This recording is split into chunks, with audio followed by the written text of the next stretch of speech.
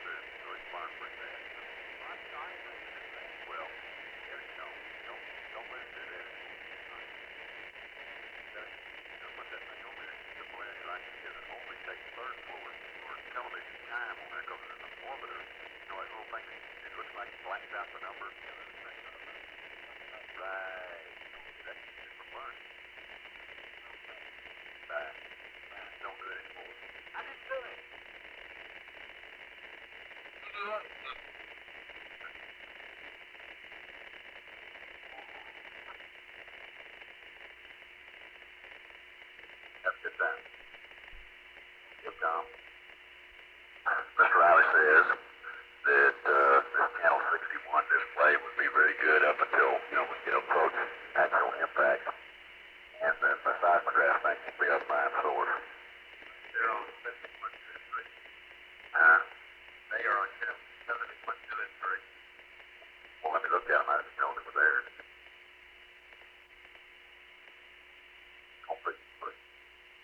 No, okay, so it makes look like that. I got 71. Okay, there's 72. Okay. And I get that 71. Okay, well, it's going to be a little different display than that. All the guys got together and figured out something that really goes across that big paper. It's supposed to be real big that they're going to put on the item. It also tells the engineer something, but at least we get it kind of like a pencil that they get back now when they find. See that thing? No? Kind of nice boy. They did a little tiny fine, so they tied a pencil to a string. Kind of a idiot accelerometer. Oh, yeah, I saw the part of the videotape, but I didn't see that part of it. That sucker really took off when they lit the vehicle. Good, your phone call? Mr. Riley has it.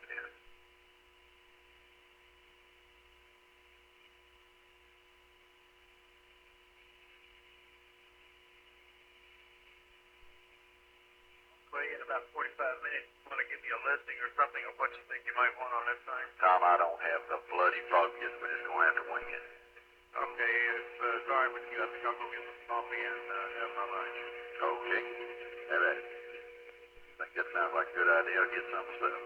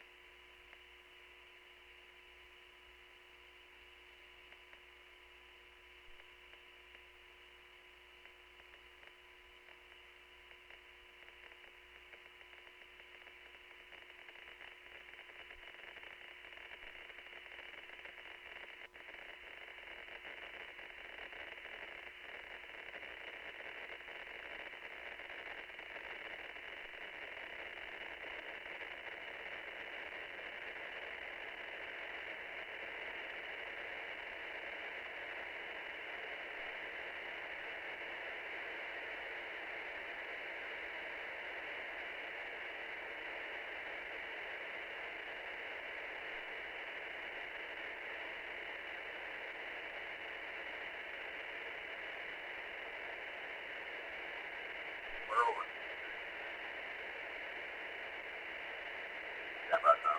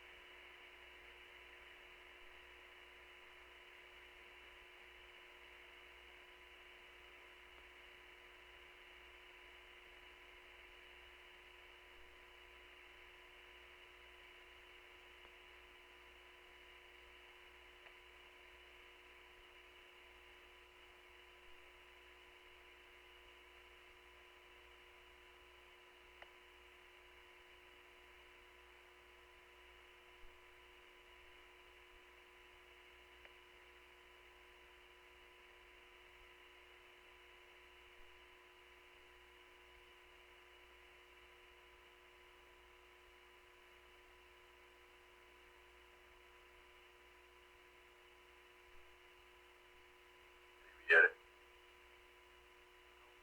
The space digitals across the top of that, on preview now, across the top of the shot we got on here. Can you do that without? Across the top?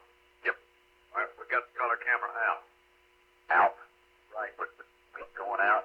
Right. Look on your monitor at channel 6 over there, your color monitor. Yeah, I'm looking at that. What the hell is that? What are you doing with that? This is something I set up for you to look at. This is our effects black and white input on the color monitor. It's just on the color monitor, right? That's affirmative. We're not going out with it. Just for your preview. Okay.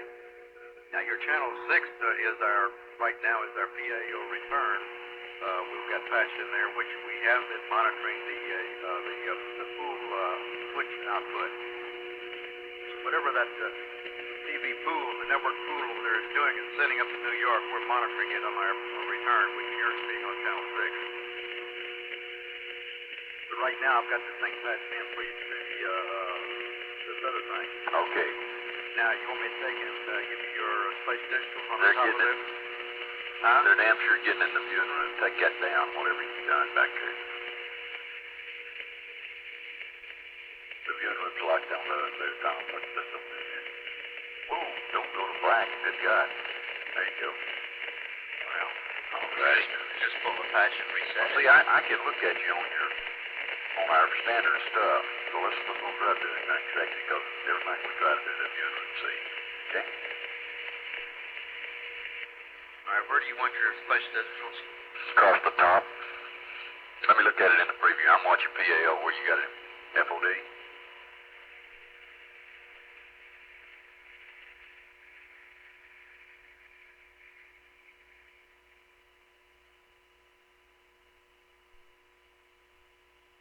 Down to GET vector. Yeah, it'll come to you on the PAO VCR. Okay, I'm looking at it.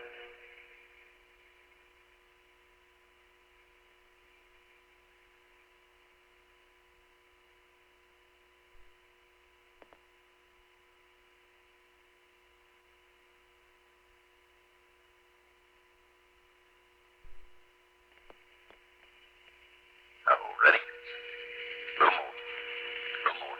Take vector out of there. Do a bit more. We got a slant on that thing. You're out on the right. I sure do, don't we? Okay, going down beneath vector then.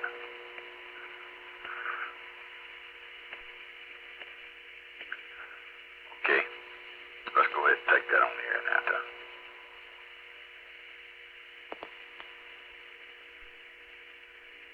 Do it now? Yeah. Thank you. Okay, let's leave that up. Watch it for me, and if they take the space digital down, just wipe it out of there. Okay. Roger. Building 1 on engineering. How's that read on your monitor? Real good. You mean you can read it? Yeah.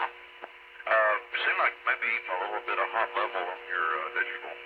It's seems a little bit hotter than it was yesterday. All one. Yes, sir. Yeah, well, don't shade it on the air, Tom.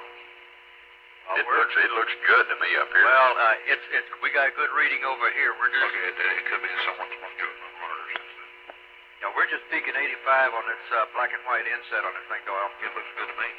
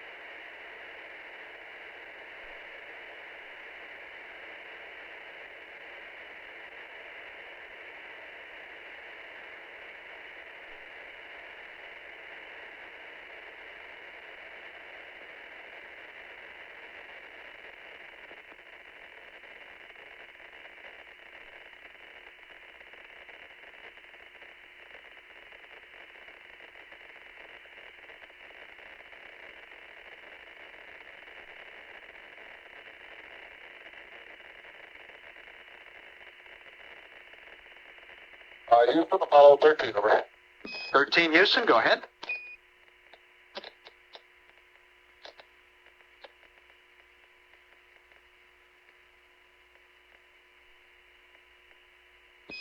This is Houston, go.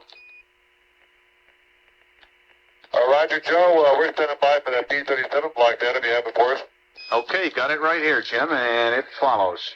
This is the P-37 pad for liftoff plus 60.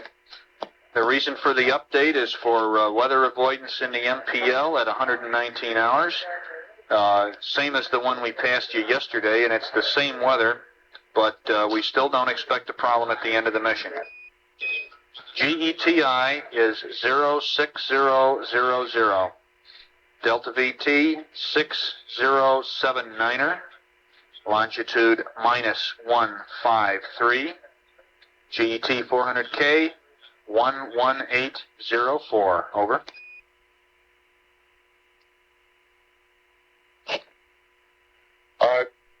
GETI of 06000, 6079, -153, 11804.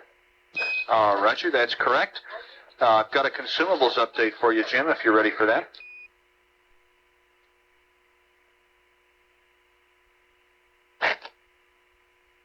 Ready, copy. Okay, as of 47 hours, RCS total 1096, Quad Alpha 270, Bravo 278, Charlie 270, Delta 278. And the H2, they gave me the H2s in percent, 76%. And on the O2 we have 81%.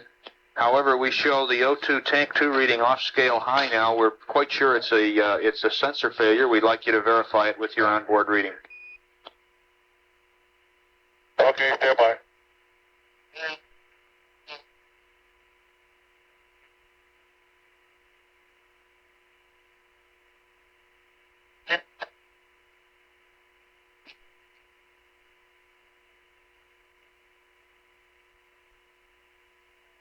Joe, we confirm our gauge reading is of the number 202 tank is in off scale high now, but tank 2 tells me it was okay when he first looked at it this morning. We verify that at 46:45 we had 82%, and apparently when he stirred the cryos, the sensor broke. Okay. So it's no problem. You're above nominal on all your consumables. On the H2 tank problem, we have a procedure that we'd like you to carry out, which is simply turning the H2 tank 2 heaters to off at this time. And we want to see whether that won't solve the problem of the tank pressure setting off caution and warning. We want to look at it that way for a few hours. Okay, you want both H2 tank heaters to off, is that correct? That's negative. Just tank 2. We want tank 1 to stay in auto. Okay, tank 2 heaters off at this time. Okay, good deal. That's been the high tank, and apparently while waiting for that pressure switch to close to start the heater cycle, the tank 1 pressure has been dropping even a little bit lower and just setting off caution and warning. So we feel that if we turn off the tank 2 heater and let tank 1 activate the heater cycle, we won't get into the caution and warning range. Roger. Okay, Jim, at your convenience, we'd like to and accept. We're ready to uplink you a state vector now, since we will not do mid-course 3. Over. Roger, you're in full accept, no mid-course 3, and we're all set for a state vector update. I'll give you the lab CFW here shortly. Okay, good deal. And I have flight plan updates for you later, at your convenience.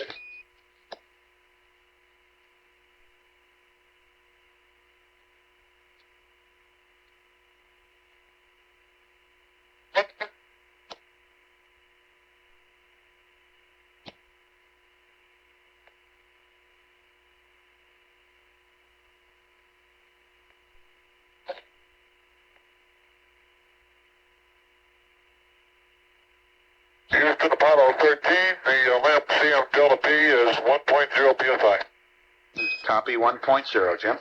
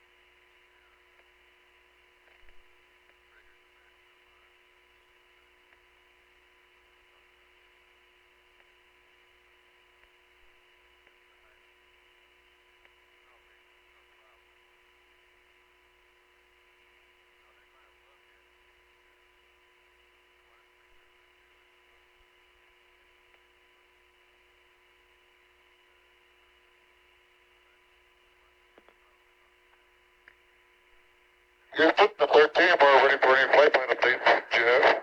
Okay, 13. To start off with, I've got a minor procedural change for Jack on his next P-52, if he's ready to listen to that. Okay, Jack's still off comm. We'll hold off on that a little bit, and then we'll pick it up when he gets on comm. Okay, fine. I've got two updates for you, Jim. One is a procedure for looking for Comet Bennett at about 49:45, and I'll wait till Jack gets up before passing you the details on that.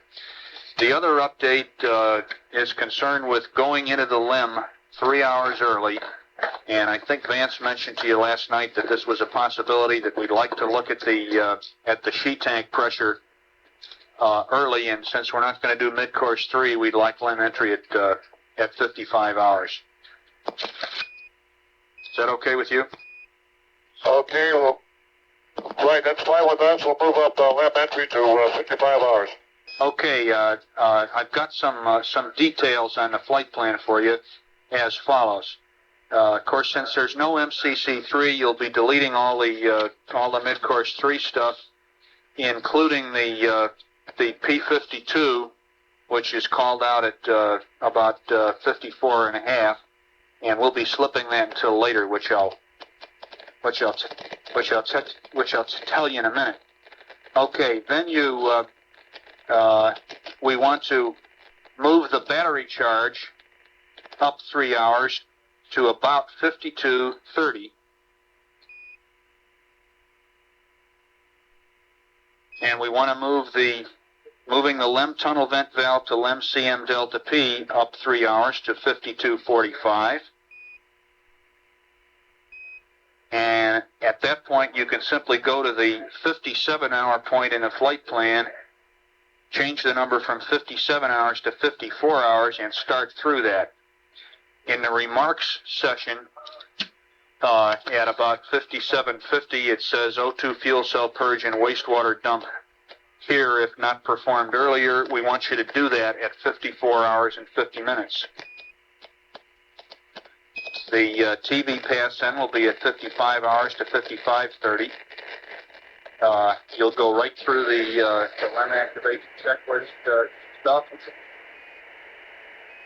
En route, and you let wait a minute.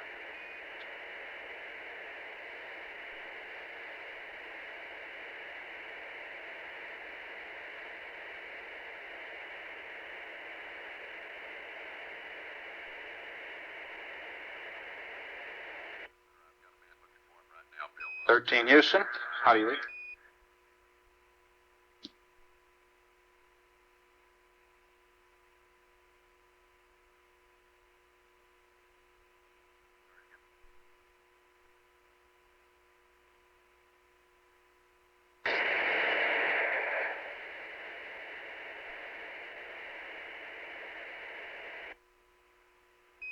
Houston, you back with us? This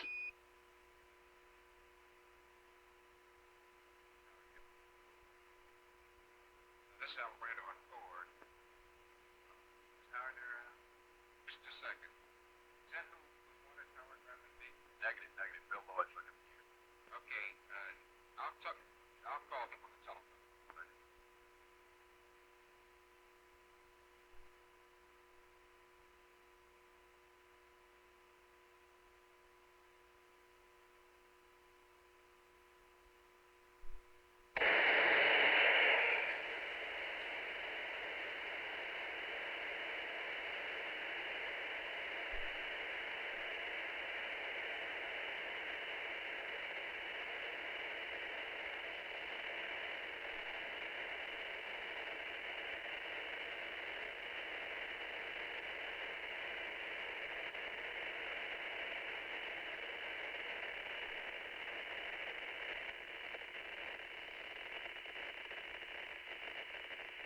Apollo 13, Houston, are you back with us? We're back with you. Okay, I'd gone through the battery charge, the LEM vent valve, the fuel cell purge, and then stop PTC at 55 hours, and your roll attitude there will be 285 degrees, which is per the flight plan. The high gain antenna angles are slightly different. Pitch 2-3 and yaw 2-6-7 degrees. The TD pass till 55:30.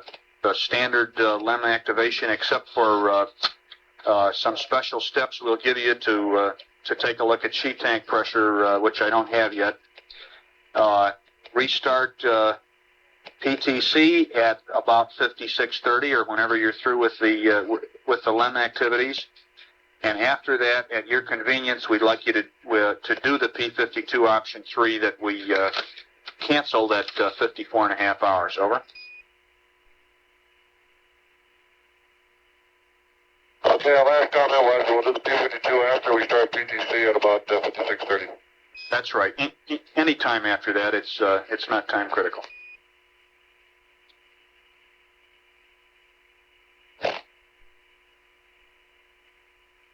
Okay, let's see if I have some of this, Joe. Around 52:30, we're going to do a battery charge on battery B. That's correct. And then about 52:40, we're going to do the LEM tunnel vent valve, LEM CFWP, which is been written up at 55:40. That's correct. We're deleting mid-course 3, and we've moved up LEM entry to 55 hours. So we'll merely follow all the procedure that leads up to LEM entry that was originally scheduled for 58. That's correct. You can start at 57 in the flight plan, call it 54 hours, and press right on.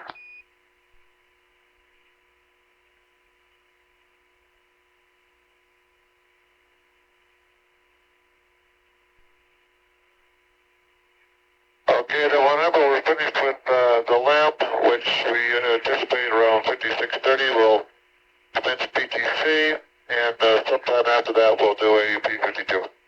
That's affirmative. Did you copy the new high gain angles for 55 hours?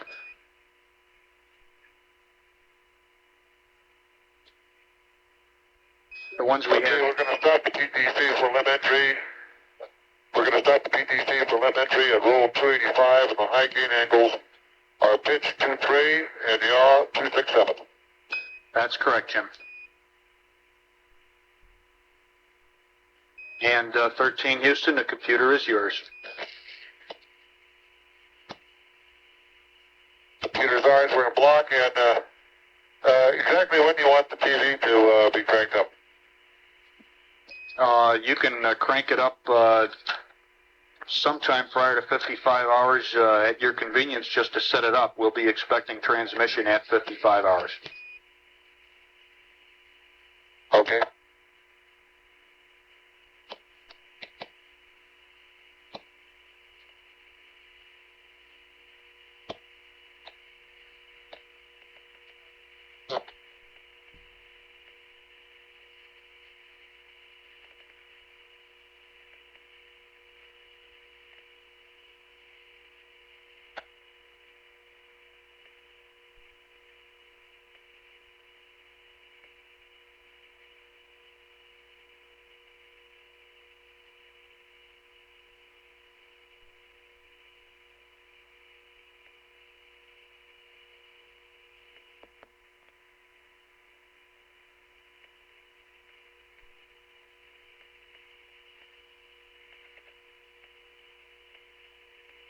And Houston, Apollo 13, one thing I missed about the O2 fuel cell purge and wastewater dump. Roger that. We'd like the O2 fuel cell purge and wastewater dump at 5450.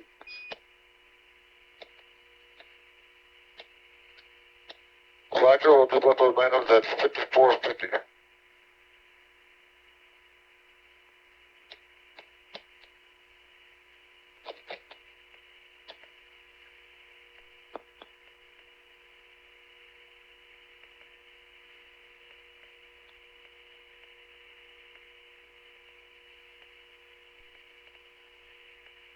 Apollo 13, Houston. Go ahead, sir. All right, Jack. One thing we'd like to have done sometime soon is to have you cycle the cryo fans in O2 tank 2 one more time. We'd like to see if we can get that sensor back. Okay, go on. O2 tank 2, fan on now. Roger.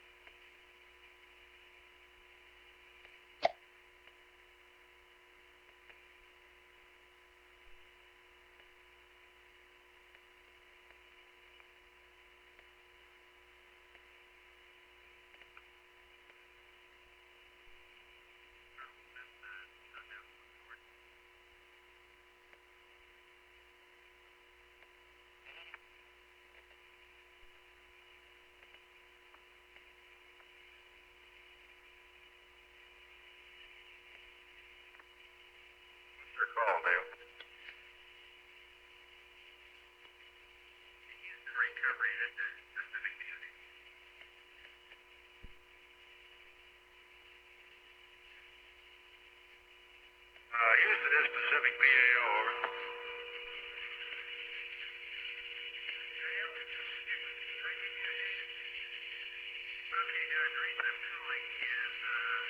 Houston 13. Go 13. We have just one question. The left tunnel vent valve, we're questioning why we're venting until the P is greater than 1.7, and we're going to open up the tunnel lamp, pressurize the lamp here shortly. Right, stand by on that.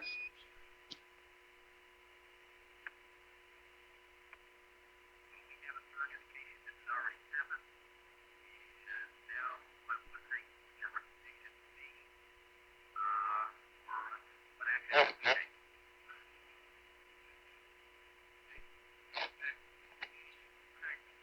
13, Houston. Go ahead. Roger, the word on that, Jim, is that they want to ensure the proper O2 concentration in the LEM when you get to the surface, and this is a method of doing that by bleeding out additional nitrogen. Okay, thank you.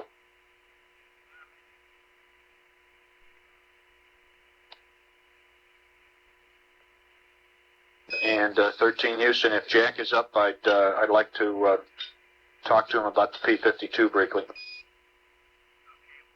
Okay, you sure. Go ahead, Joe. Okay, Jack. What they'd like you to do on this P-52 at 49 hours, they've been observing a slight jitter in the optics shaft angle of about 0.2 of a degree plus or minus. Before you come out of the optic zero position at the start of this P-52, they'd like you to just observe the shaft readout and see if the jitter occurs on your direct readout there, and also they'd like you to briefly call up a Verb 16 now 91 so we can look at the shaft to trunnion angles. Okay, let's see if I got it right.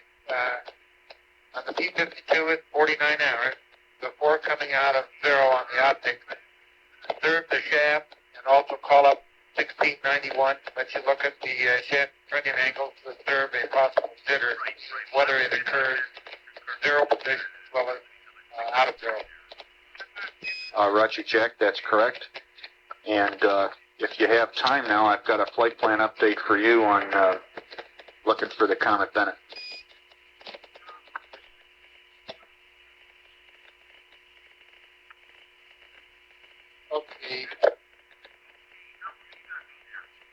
stand by one, Joe, and the commander's going off the air briefly. Roger that.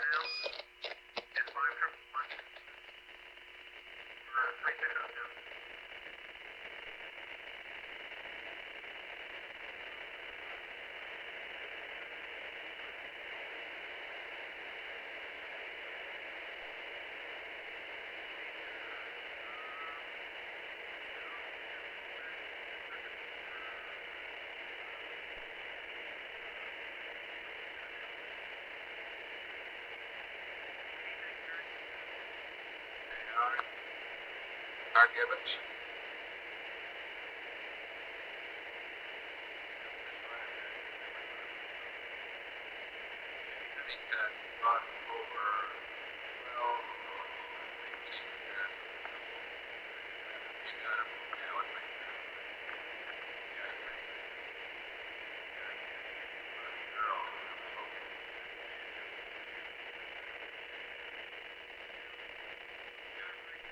So, ready to copy.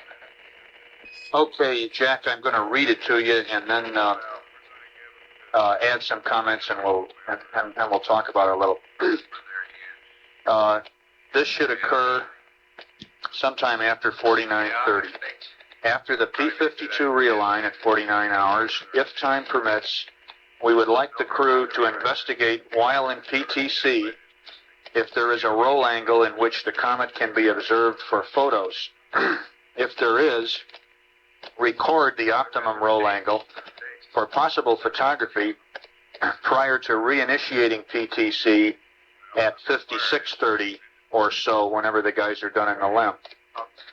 Use P-52 planet option and the following half-unit vectors for tracking Comet Bennett at about 49:46. Are you ready to copy half-unit vectors over?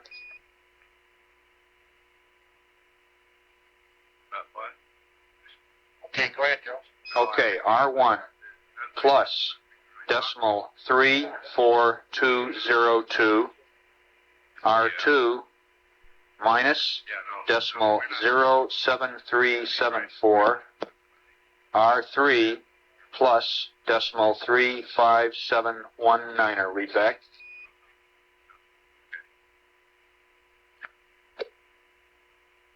Okay, copy R1 plus 34202, R2 minus 07374, R3 plus 35719. Okay, that's correct. And the last sentence on the update is that you can expect AOS of the comet at a roll of 45 degrees and LOS at a roll of 155 degrees. Now, the deal here, Jack, according to the plots they showed me, is the comet appears to be about 10 degrees away from the sun, and due to the geometry of the LEM there shadowing the sun, it would appear that you will be able to see the comet through the sextant without getting sun shafting between roll angles of about 45 degrees and 75 degrees. It appears that as your roll gets higher than 75 degrees, although the comet is still in the field of view, the sun is also in the field of view, and you probably will not have any success between 75 and 155 if you haven't got it from 45 to 75. If you do find that you can see the comet somewhere between 45 and 75 or 80 degrees, just note that roll angle, and then if it's feasible, we'd like you to photograph it after the LEM entry part of the checklist. Over.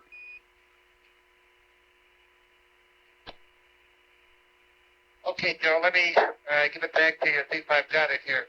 After the P-52, during our PTC, you want us to use P-52 to observe Bennett Comet in the section.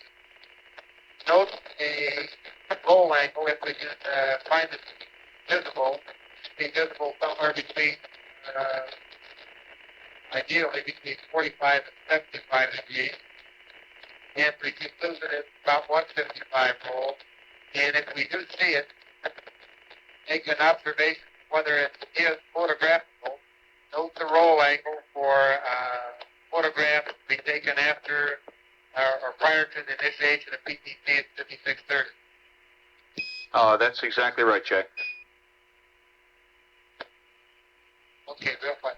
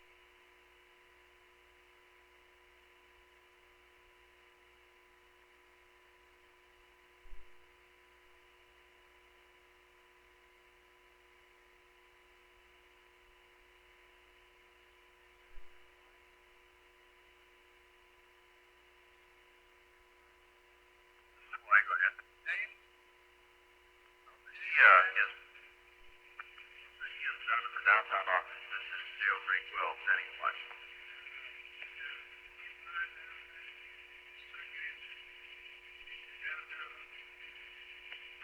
We have to have it set up. Yes, we have to have it set up special. Would you like it reconnected? Yes, sir. I'll tell you to stand by for your phone and have it set up for you. It probably will take a few seconds, though. Right.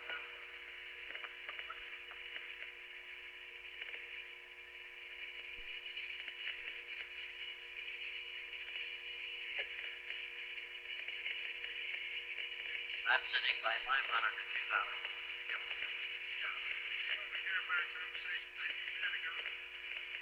No, not. I didn't hear it. Are you calling him about the daytime group on the message stuff? No, he called and he said that there was an indication of groups. Apollo 13, Houston. Go ahead, Joe. We're ready to have the O2 tank 2 fan off, and thank you. I didn't hear that. Doesn't look like we've got it back, huh? No, it doesn't, Jack.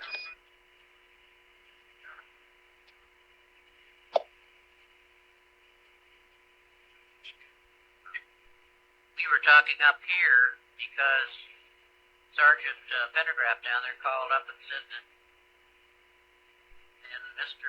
Sports up here, my head communicator, says there's suddenly a requirement from headquarters, which would be your headquarters, to put a daytime group on all the friends traffic coming off the PRS. The reason for this was Mr. Harris, the first out of New York, communicating with Mr. Gillette, who's on the PRS, couldn't find a verification for copy number 8. It came in to see Sergeant Pendergraft and asked him how that got verified. And out of the discussion of how it gets verified, they asked, apparently through your headquarters, to put a daytime group on each message when it comes on. Communicators up here remind me that in the ops order, which 130 produces, it does not call for daytime. The fact that the transmissions are controlled quite daily or whatever, and the fact that they roger them up here when they receive them, they feel there's control enough on the traffic right now. I mean, if anybody wants to know where story number 8 or whatever it is, you can tell them right away without putting it in. I have asked Pendergraft to pass it on to you to see what you guys say.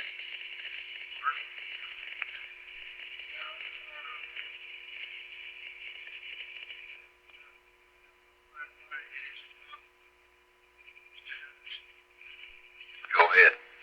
All right, I just got a call from Tarkington. All right. TV for tonight. At this time can be called pretty loose. Can be called what? Pretty loose right at this time. The setup here is that whoever down there and Capcom, they're fixing to talk to the crew, and they're going to give them crew option as to checking out the limb. They can give up. We'll give them their option of checking out the limb early tonight. I'm trying to listen to something going on Cord. You take care of that, okay?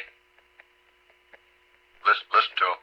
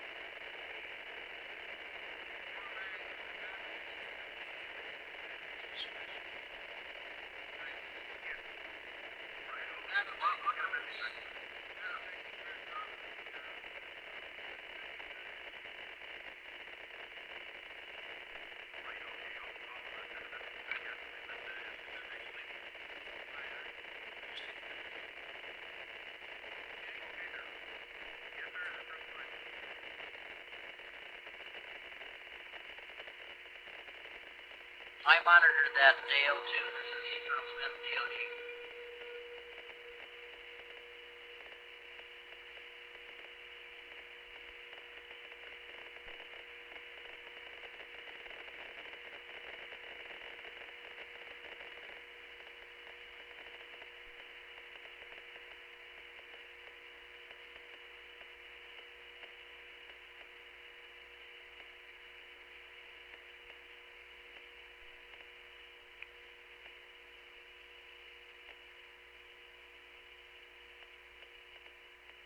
Okay, go ahead, Dale. Roger, I'm sorry, Colonel Smith, we got cut off. Can you repeat your line? No, I just said I monitored that, so I'm up on the loop. All right, sir. My question to Howard, in case he didn't explain it to you, was, is it a violation of the rules to file copy by mail? And if so, what is recommended course of action if this does occur? Right. And of course, then the final answer was, well, if it has already occurred, then there's nothing you can do about it except re-explain the rules. Okay, I had a question for you, which came up a little bit ago, and I passed it to Mr. Gibbons, and the communicators have it here, but the question came up when Hearst Publications apparently lost track of press release number 8 off the ship. And it checking through our system down my people at the press as to how we identified and logged in and rogered different pieces of copy. Somehow or other in the loop, we have now a request to put a daytime crew on the press traffic. And this procedure is not called for in your ops order, and the people here didn't feel it was necessary in view of the fact that you have only 2 periods daily in which you communicate. Number 2, we roger it up here through the communication booth. So we feel we do have a positive lock on when the copy arrives and what shape it's in. And then on, if whatever association wants it, it's up to them to pick it up and retransmit it on their own, Western Union or whatever. I don't know what the status of that daytime request is with your meeting. Well, as far as we're concerned, it's not, it's not specified anywhere in any document that we are required to use any specific format, including a daytime group or anything like that. It's not part of the requirement, so this is why we dropped it. Right. So I'll be watching if something does come out. I have not to be in hard copy requirements. As far as I know, Mr. Sports here, the head communicator right now, you are not putting a daytime group on the press traffic. It is proceeding as normal. Right, we are not. Right. Okay. DOD listening out.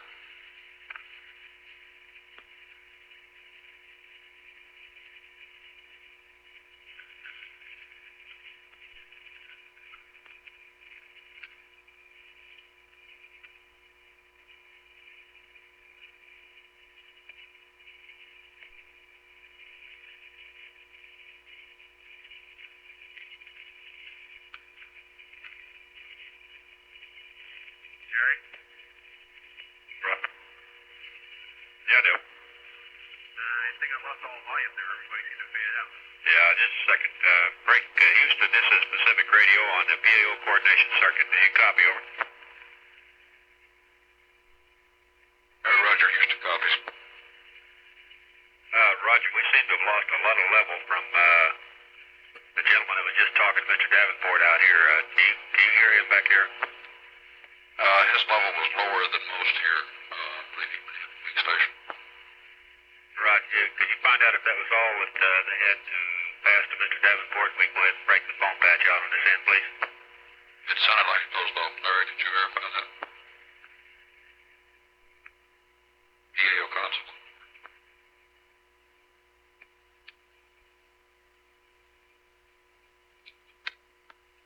I believe he did sign off the conversation. Okay, real fine. Thank you, sir. Roger, back radio out. Roger, I was on Coord. It was Pacific Radio trying to verify that that was all the conversation with Colonel Smith so they can break down radio link. I told him that he had signed off the conversation. Roger.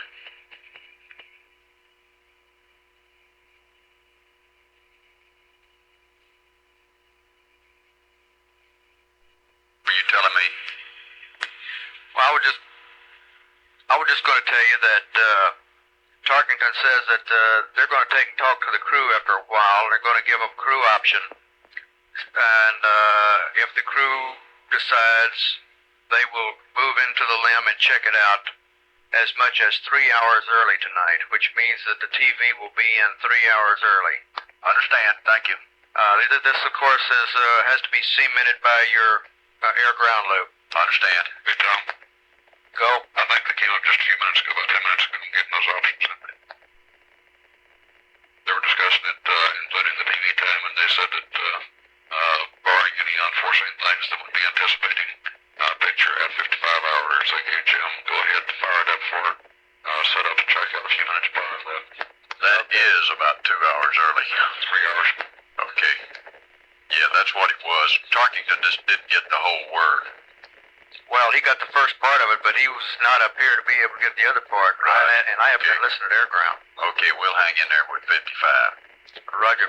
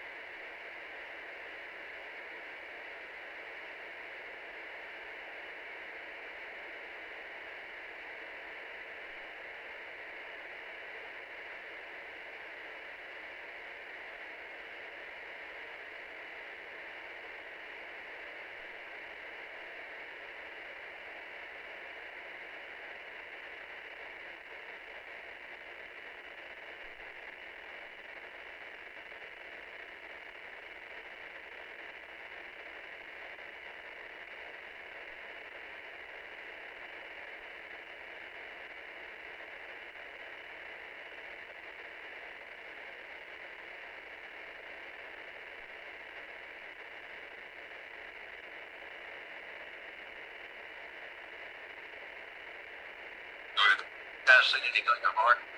He's been in and out.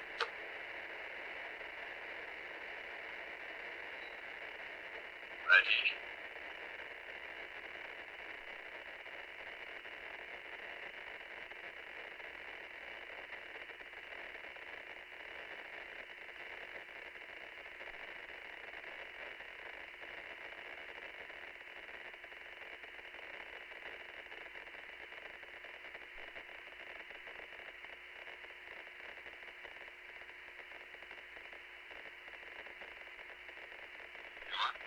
That's affirmative. I've got he and Roy Neal back here.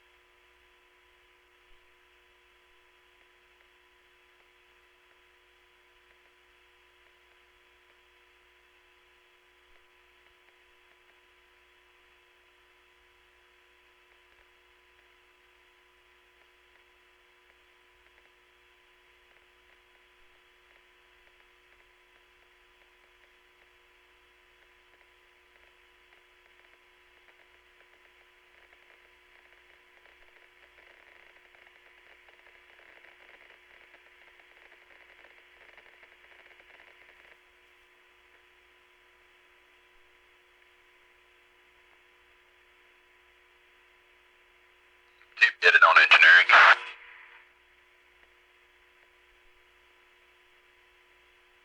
Larry, I'm gonna drop off for just a second. Be right back.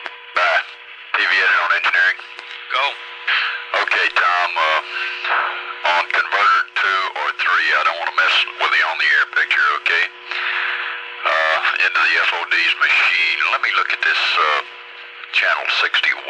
They're going to update that little darling, and we might want to show them that thing for a while. Okay, but do not screw up the on-the-air picture.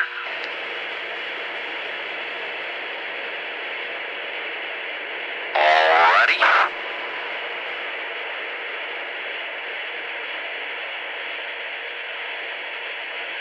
I don't see you. You don't see me where? On FOD. Well, okay, I'll give it to you. There, that's what I wanted. Lovely. I was going to accuse you of being slow as Grandma back there, Winston. I had it in PAO. Oh, okay. That's a good picture, man. As soon as I put the little darling in there.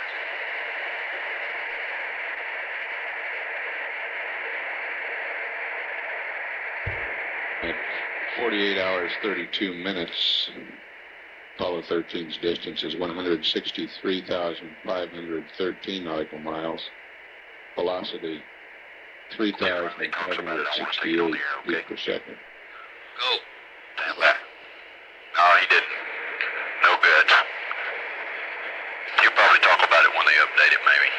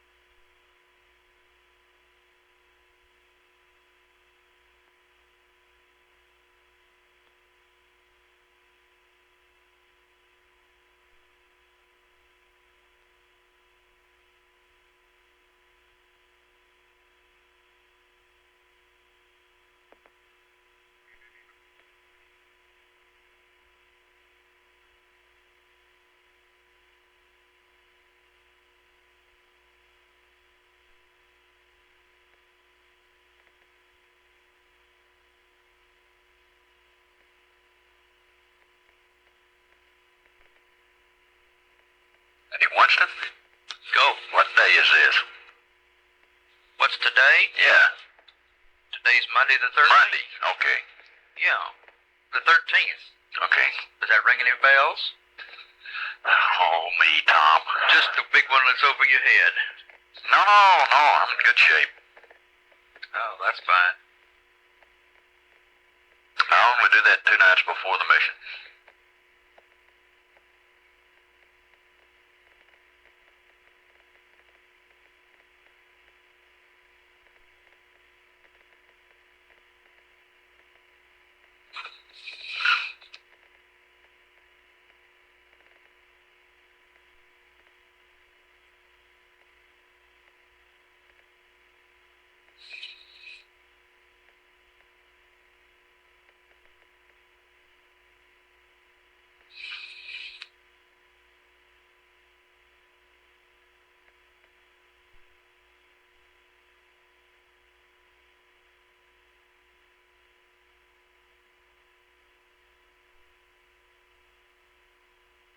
I'm gonna drop off again in just a second. I bet you didn't even know I was back, did you? Yeah, I was back about 30 seconds after I dropped off the last day.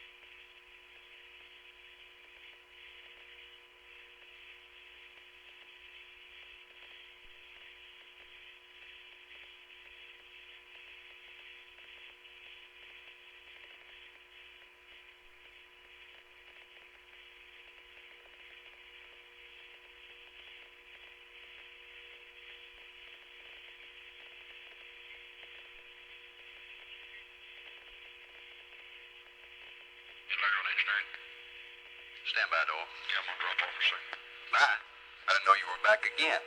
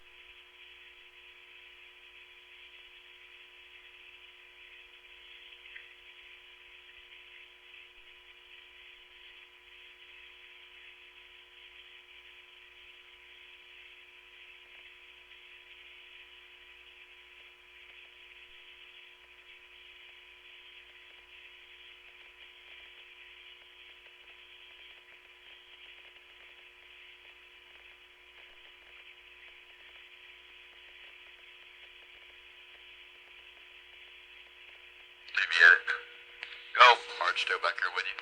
Affirmative. Okay. Don't let him get out of here without telling me what you people are cooking up.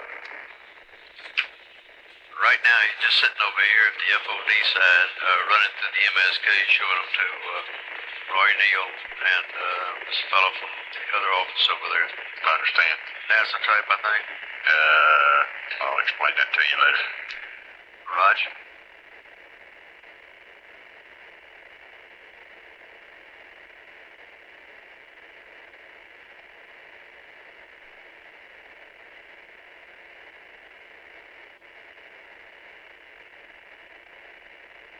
You've been going down to the MSK.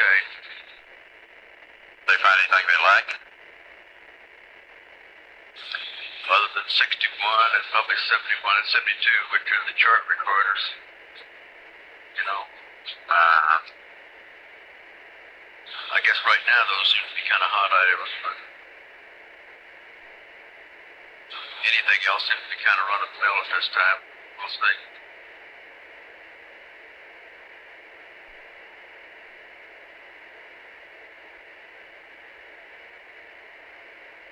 No, this bill all done. Oh, I'm stupid now. That's all right. I've been called first. Right. Hey, what do you say change the chef? Oh, let's see.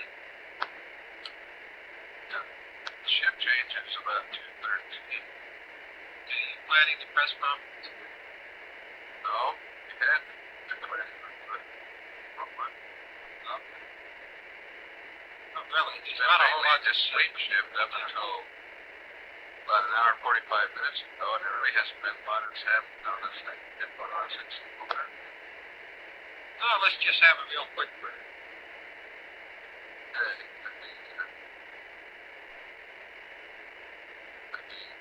Reference. What time is this? Okay. Thanks, folks. I'll let you know. About it.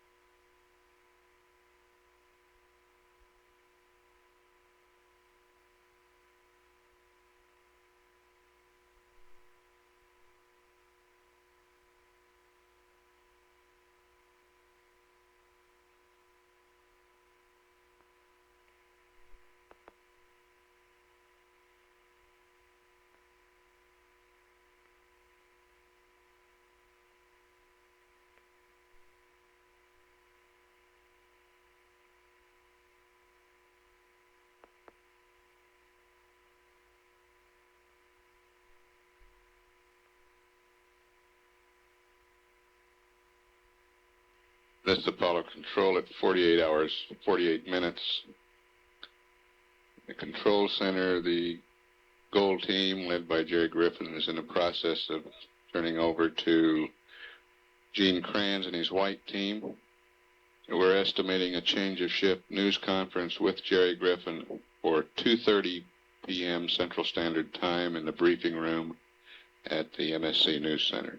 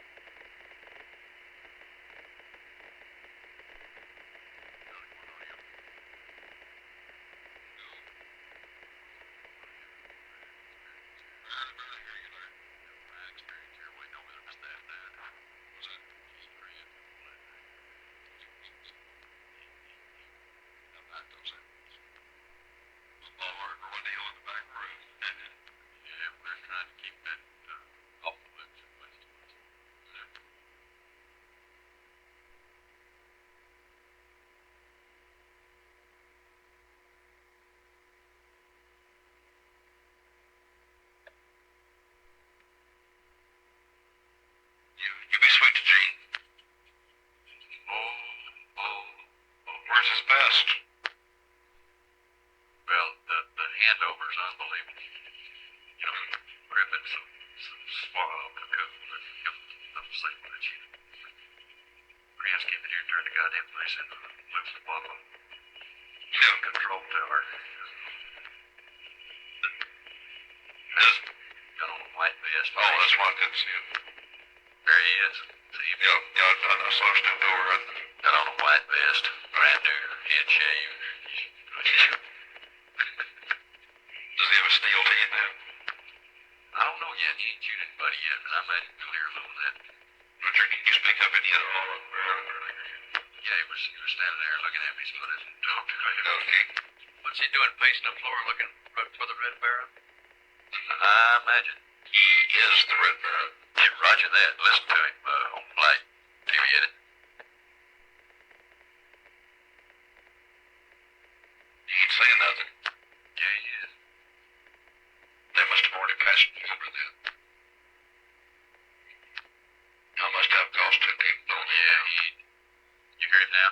Yeah, they've passed me.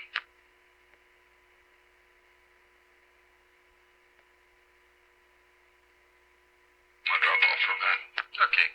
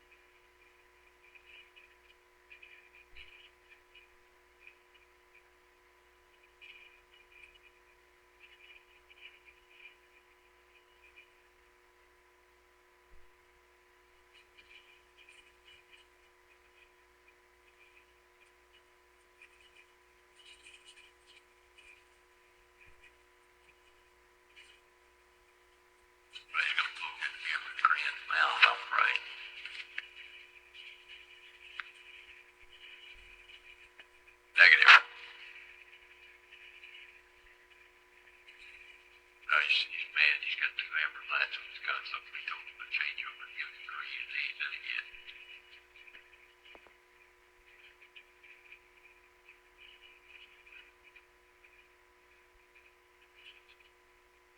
Whoa, what are you doing to me? I'm not doing anything.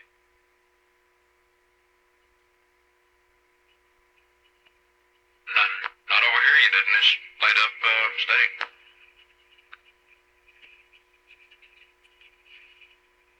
You sure you're all right, Larry? Oh, I'm all right. It disappeared. Then it came right back. Larry, I've been telling you about these nights during mission. You're supposed to take it easy. Roger that. I've been following your advice. You don't see me seeing things, do you?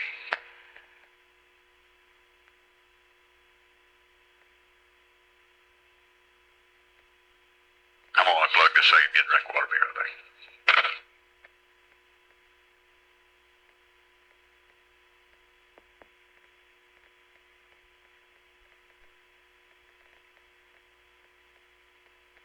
Houston, Apollo 13.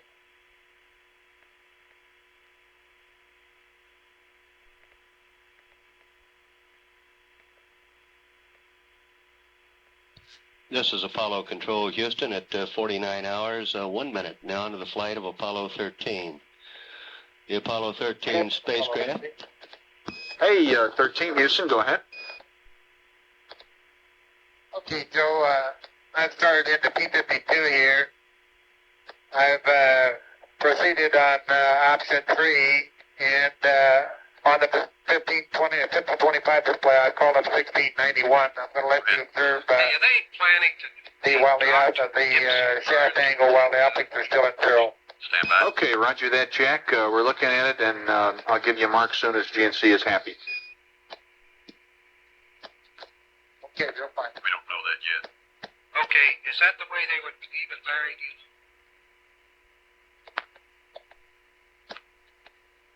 Okay, why don't you talk to Jack about that? He's coming over. Okay, bye. That was Jack Swigert, command module pilot. He's aligning his spacecraft platform at this time.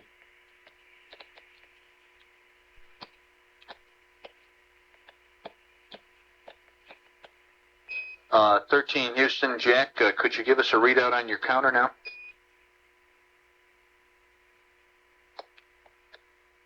Okay, I'm showing a shaft of 0.2 and a trunnion of 359.9. Roger, copy that. Is there any jumping around in the shaft?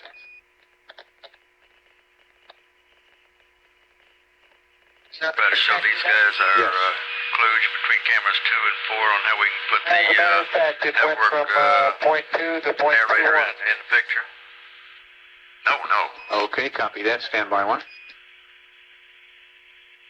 Okay, now it went down. It went down as low That's as a negative.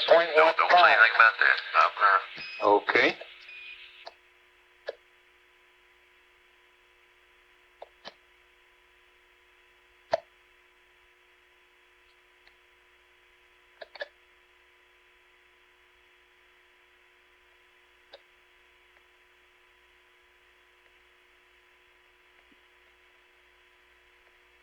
Apollo Control, Houston. Apollo 13, now 164,602 nautical miles away from Earth, traveling at a speed of 3,500 to 44 feet per second.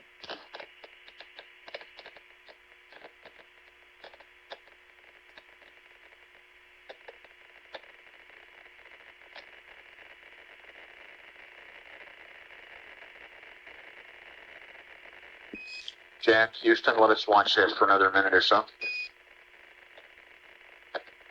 Okay, no hurry. It looks like it's burned between 0.14 and 0.8 with occasional spikes up to 0.2. Right.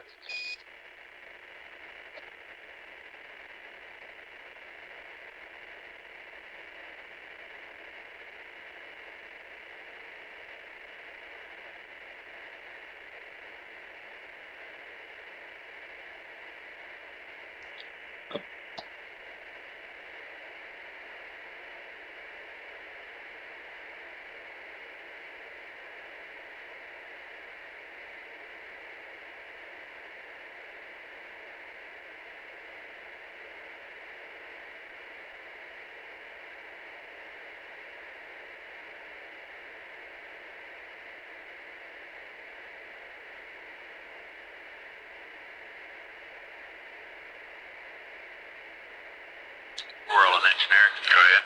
If you watch the VAO VTR, you'll see we just changed the video for him to look at another camera. I'm looking at you.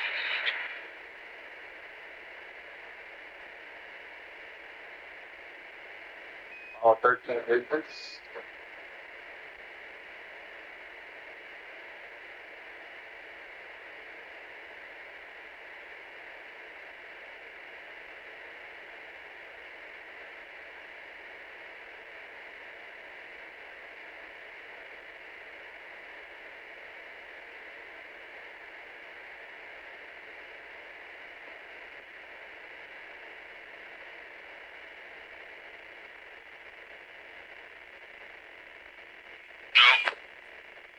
Apollo 13 Houston, you can press on with P-52 now, over.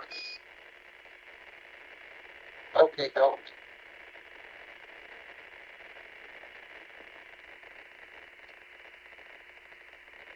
Go ahead. Okay, the press conference participants are walking out the door. Right now. Thanks much. It's Apollo Control, Houston. In the Mission Control Center, Gene Kranz is taking the reins of the flight control team. He's sporting a flashy white vest and the best traditions of his team color. Joe Kerwin remains on as our capsule communicator with the spacecraft. We're at 49 hours, 6 minutes into the flight, and Apollo 13 presently 164,698 nautical miles out from Earth, traveling at a speed of 3,541 feet per second. This is Apollo Control, Houston.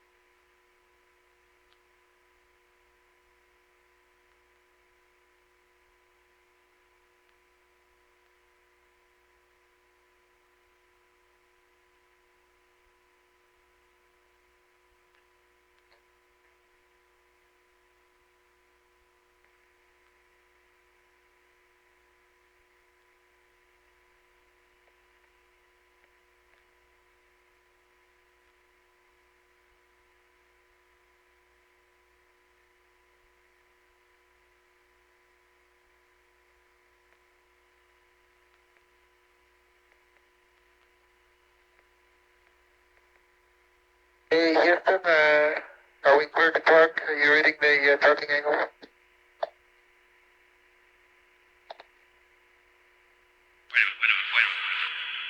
13 Houston, go ahead and torque. Okay, time of parking will be 49 hours. Okay, you see down the assistant flight that has a little ball spot there? Yep. All right. Put him in your bottom right-hand corner. In other words, pan left. Put him bottom right-hand corner? Yeah, just pan left. I think that'll do it. A little more. A little more. Okay.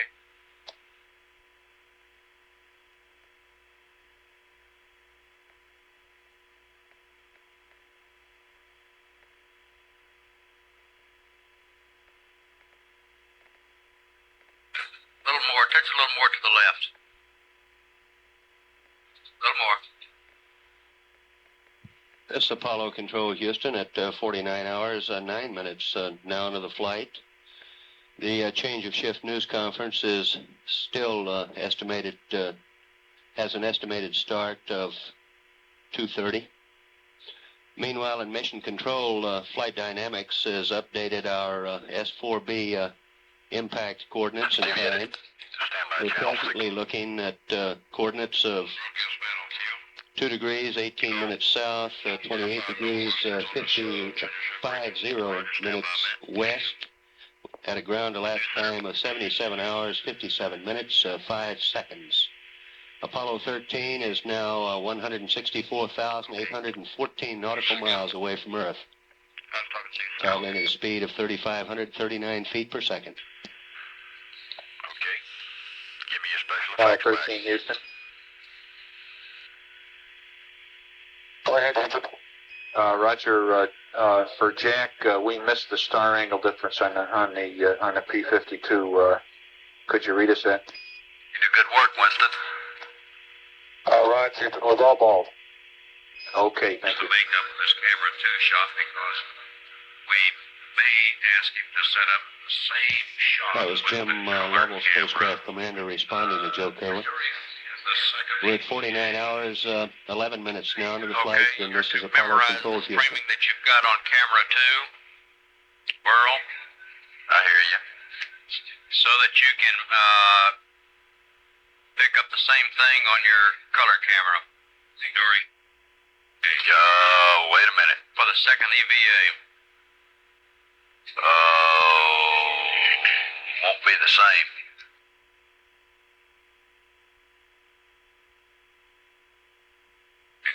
It ought to be close enough that you ought to be able to, on a diagonal, cover all the way from the medical monitor to Capcom. Oh yeah, I can do that, but it's a different angle. Hey, that's understood.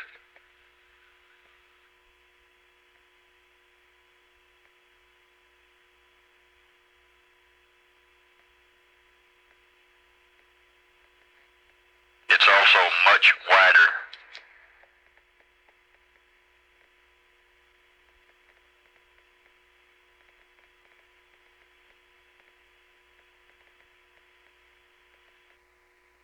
Go ahead. No questions from the Cape. And I'll be there probably as long as Hart's over here with this run through. So give me the cues for your press conference on that, would you? Will do. And if this is enough time in advance for you, be prepared to play catch up after it's over. Roger.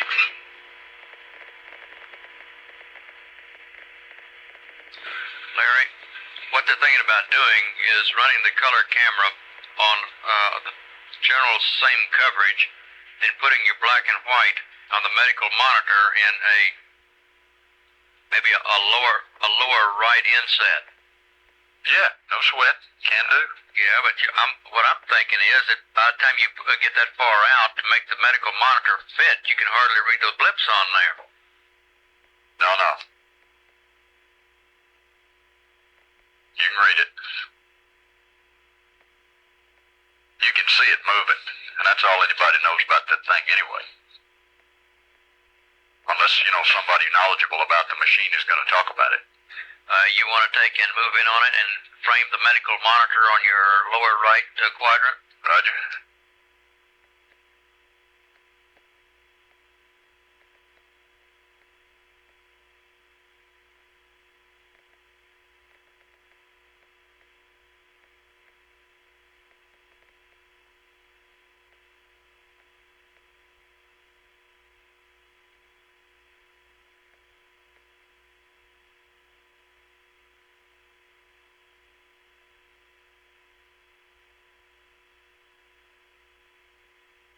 Damn, Harrison has been playing with that thing and everything I got up here wide open.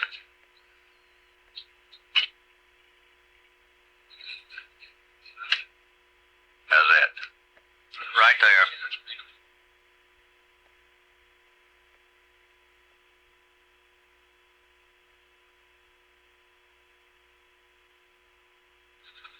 Can you tap that joystick a little bit to raise that lens just a hair?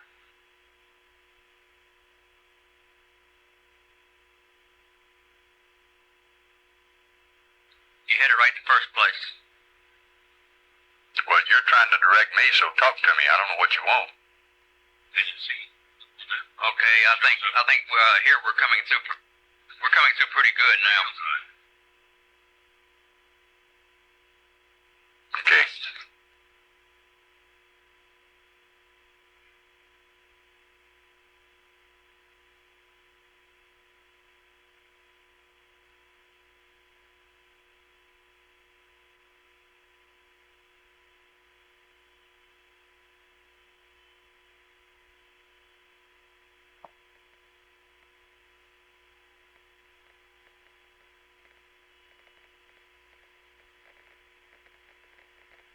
All stations stand by. All stations stand by. We're going to take the air to ground now immediately.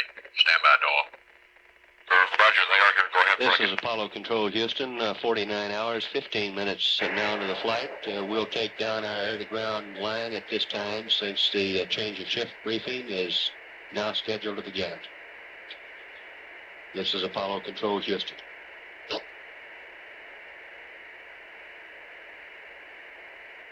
Roger, 1. Roger.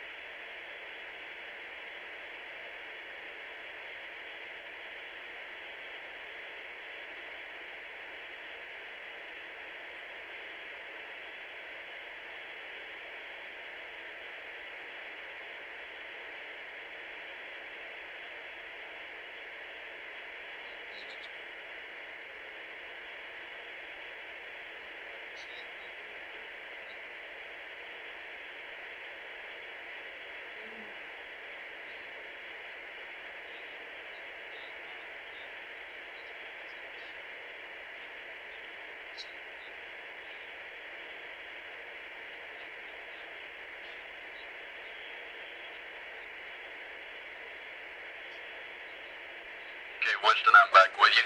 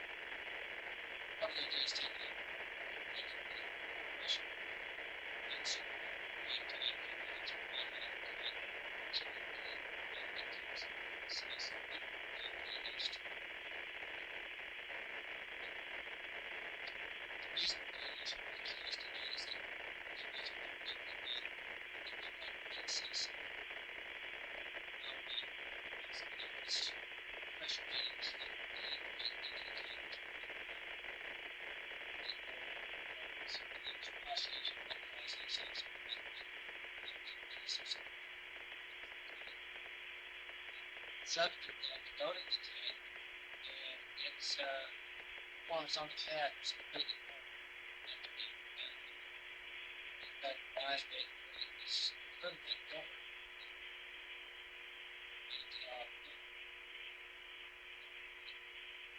But it's in good shape. What we've done is just kind of took all that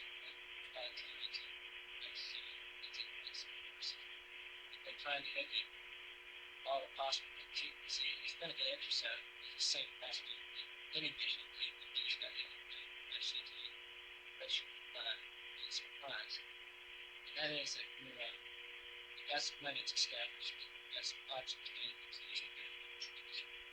that pressure is. And these numbers we end up fine still be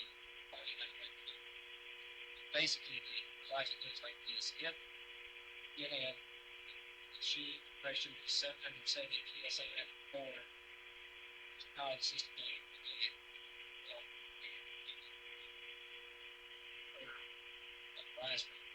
incident goes to what we don't want to do is pressure gets too high, it's worst case. 78 to 57 psi.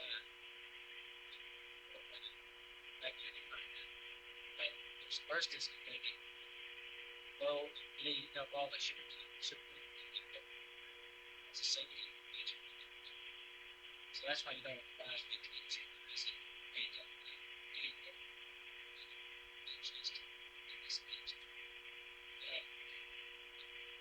So to get back again, to get 770 psi.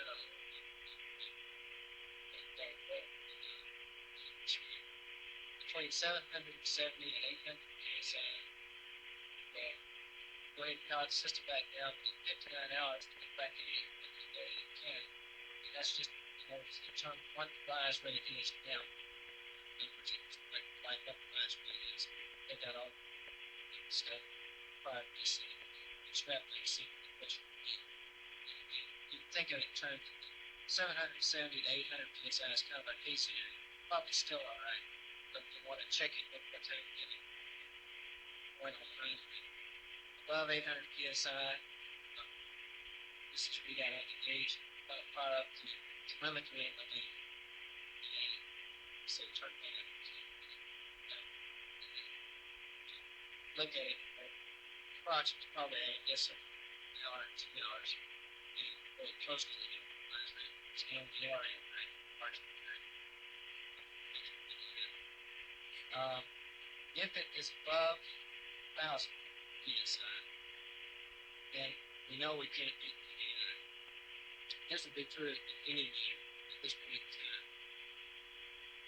So we have said, well, let's see. It's going to scale up and see what we can do in that case. But it so happens that there is a way to vent the heat if you, but you have to start the engine beats to do that because it's a split that isolates the heat tanks. That should be the vent. So that doesn't get blown until you start the engine. It's the first to get in, so it's not so set that it's addition to do. ship used to allow heating to push the rest of the tanks. So we have to burn the engine. Well, did you want to talk to Hart before he left? I just wanted, if y'all made a decision back there, I wanted to be aware of what the heck you're doing. Well, they're on the way out, and the only decision I don't know. I haven't heard what Roy Neal's been saying on the other side over there, but they've been making a few notes about what's available. This idea of using this color camera on this same angle that you had on the camera too, and then inserting the medical monitor in the lower right seems to be a pretty hefty item that they must be kind of hot for. Okay. You go ahead and take your camera too in whatever area you want to now, Larry. They're gone. Okay. See, though, if I put this in proper perspective, I think that likely anything in the current system that could be is we want to make sure. I don't think we would consider this not this. That's about all I got on the opinion. No. Sweet.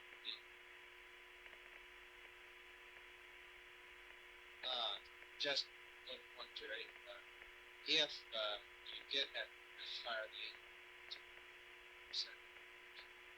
what would this do to the remaining fuel release it and cut it? Assuming that you had to do this. I haven't looked at that exactly. It would have to be 10% cloud, 90 seconds. You get back to keep the pressures. I think you can get it to the device. Is this what you call work? Yeah.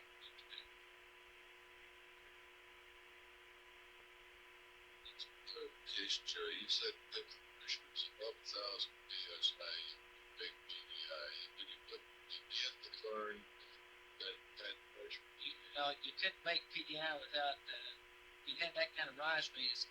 Now, assuming that rise rate is going to fix the first bit. Let's put something. But, and then you couldn't fire the engine at all. Yeah, but these very free burn plus manual really could save PDI.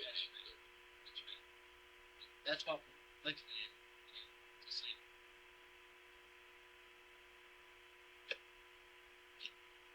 Is there any sort of vision to determine what the application degree not having the impact of Saturn? Technically, I know. I'm sure somebody does something that you get scattered because you know science people estimate the size of the crater, making a section, but it don't just like that. It's like number 6 million. So in order to do that, I mean, somebody's probably going to do these analysis.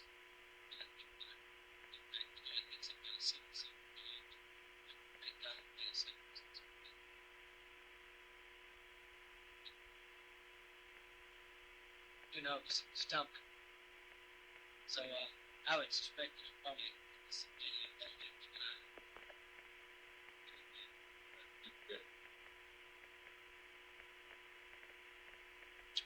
well, it's all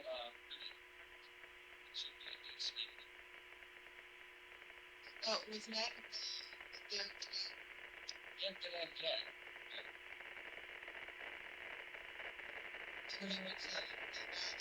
the symptoms? So you not have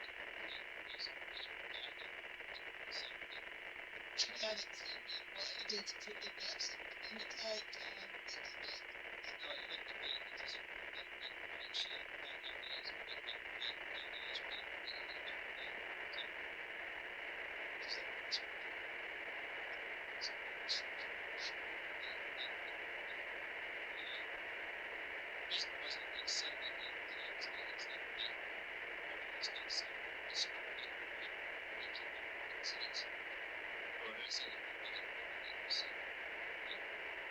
I saw that yesterday.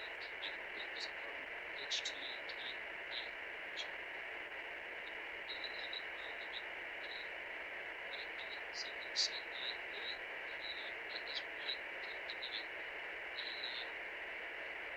So, any competency levels given in that, so they're concerned with it. Okay. H2 yesterday.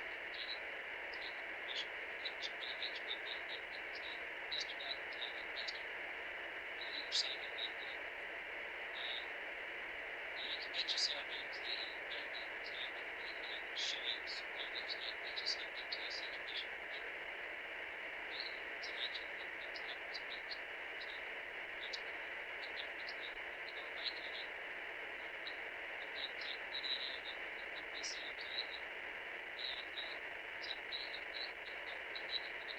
Start back up again.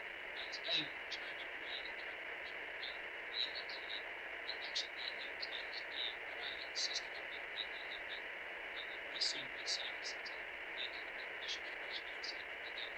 it's not like being as good but it's system of somebody these things are right down show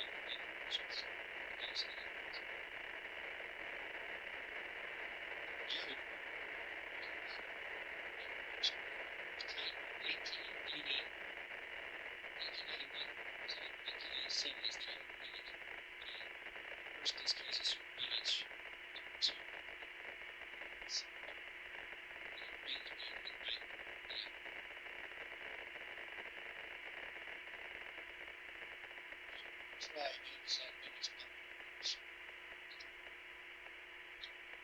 at about 49:30, Dave Jack Swigert and try to find it in the scanning telescope. And it involves, as they're in PTC, they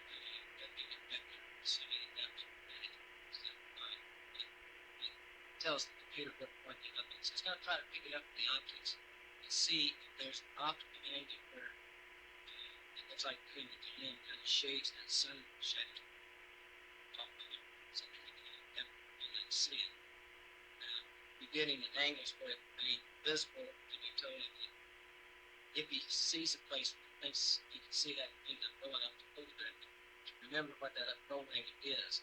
And tonight we might reestablish PTC, establishing that attitude, that roll attitude, then it take a picture, you start speeding up, first take a view, so they are going to try again, first with the scanning telescope. If it gets positive evaluation of that, they prior to starting PTC at 56:30 tonight, try to get a picture.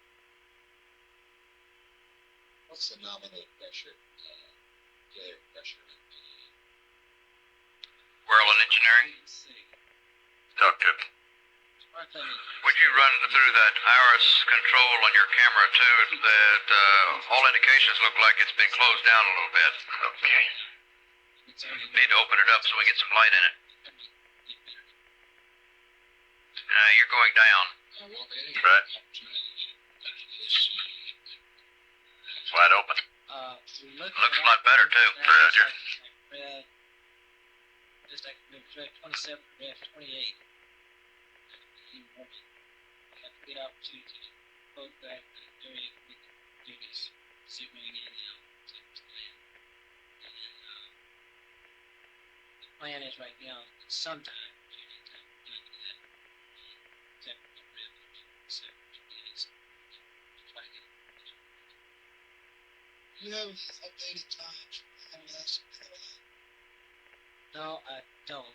We can get this. We can get you the latest temperature.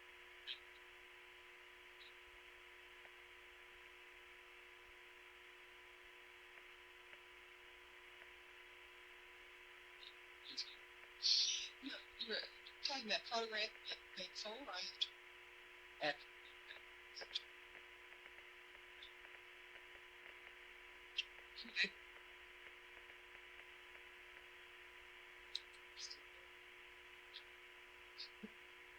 All stations stand by. We'll have an Apollo control announcement in 30 seconds from my mark. Mark, 30 seconds.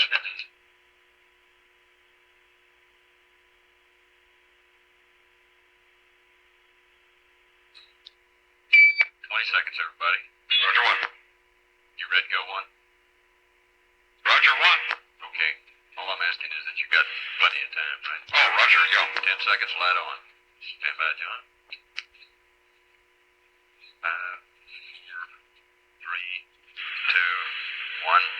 Speak. This is Apollo Control, Houston, 49 hours, 32 minutes now since liftoff. Apollo 13, presently 165,573 nautical miles out from Earth, traveling at a velocity of 3,522 feet per second. Since we took the line down for the change of shift briefing, we've had no voice communications with the crew. However, we will leave the line open at this time and stand by and continue to monitor. At 49 hours, 33 minutes into the flight, this is Apollo Control, Houston. That's it, everybody. You're live out of the ground. We confirm.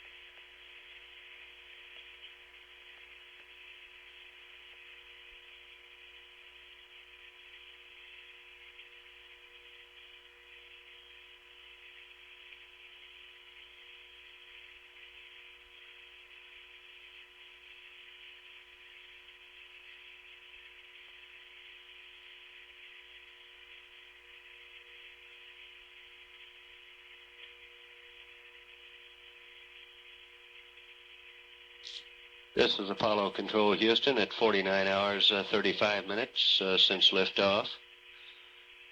We're presently looking at a start of limb activation at 55 hours ground elapsed time, and Goldstone will be feeding the television transmission at that time. Apollo 13 now 165,675 nautical miles away from Earth, and traveling at a speed of 3,520 feet per second. We're at 49 hours, 36 minutes, and this is Apollo Control, Houston.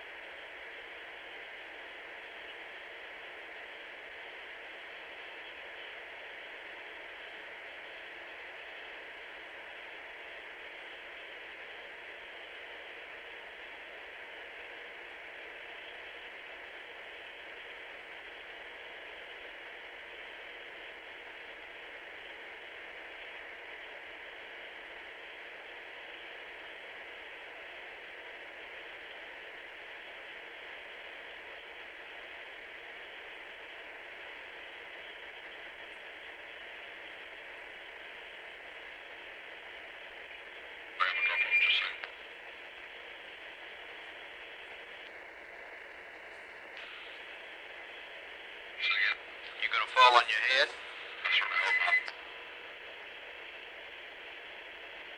When you drop off, don't hurt yourself.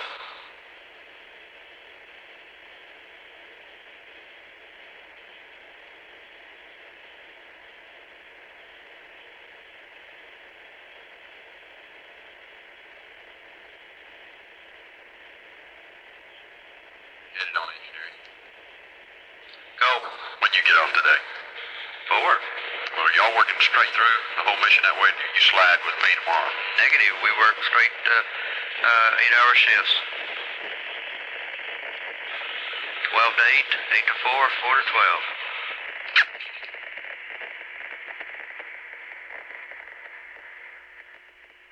That's the only time right America can work.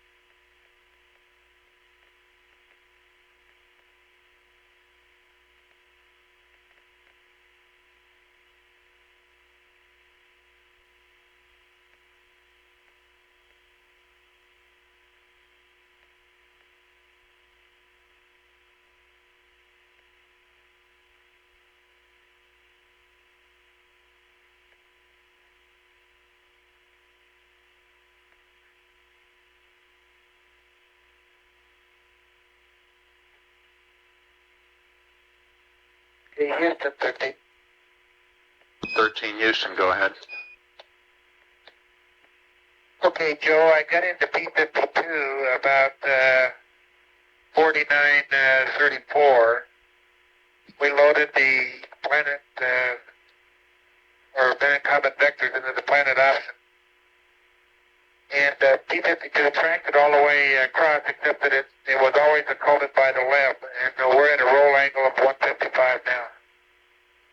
Roger, we're copying your roll angles. At what roll angle were you able to start tracking it, Jack?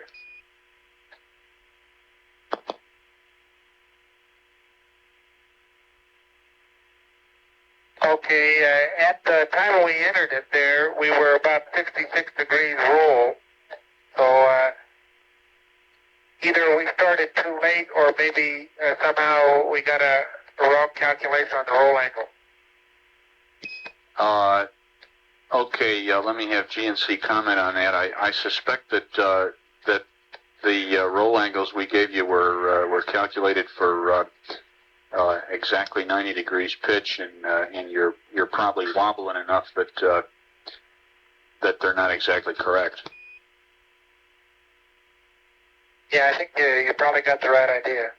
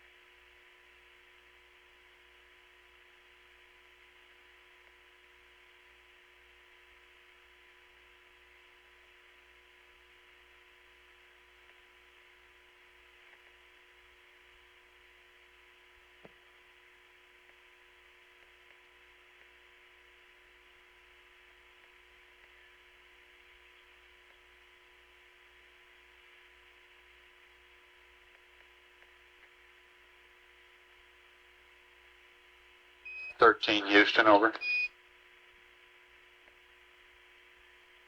Go ahead. Okay, Jack, notice you've secured from that, and that was going to be our recommendation anyway. We're going to have the guys in the back room look at it and see if they can come up with some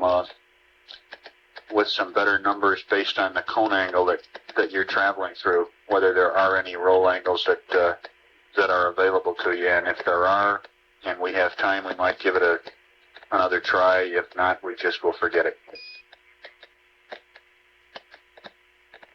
Okay.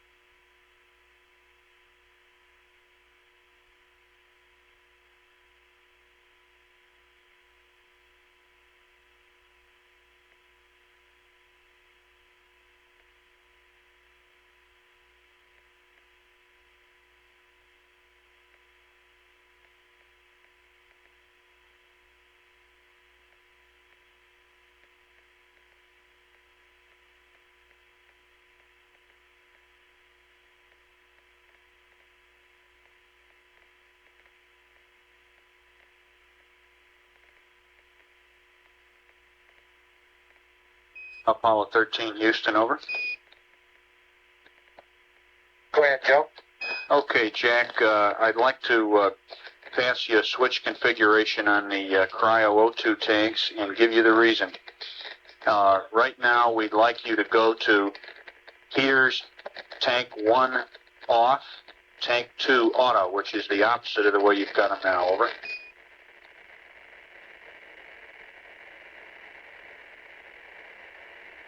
Okay, that's O2 and empty.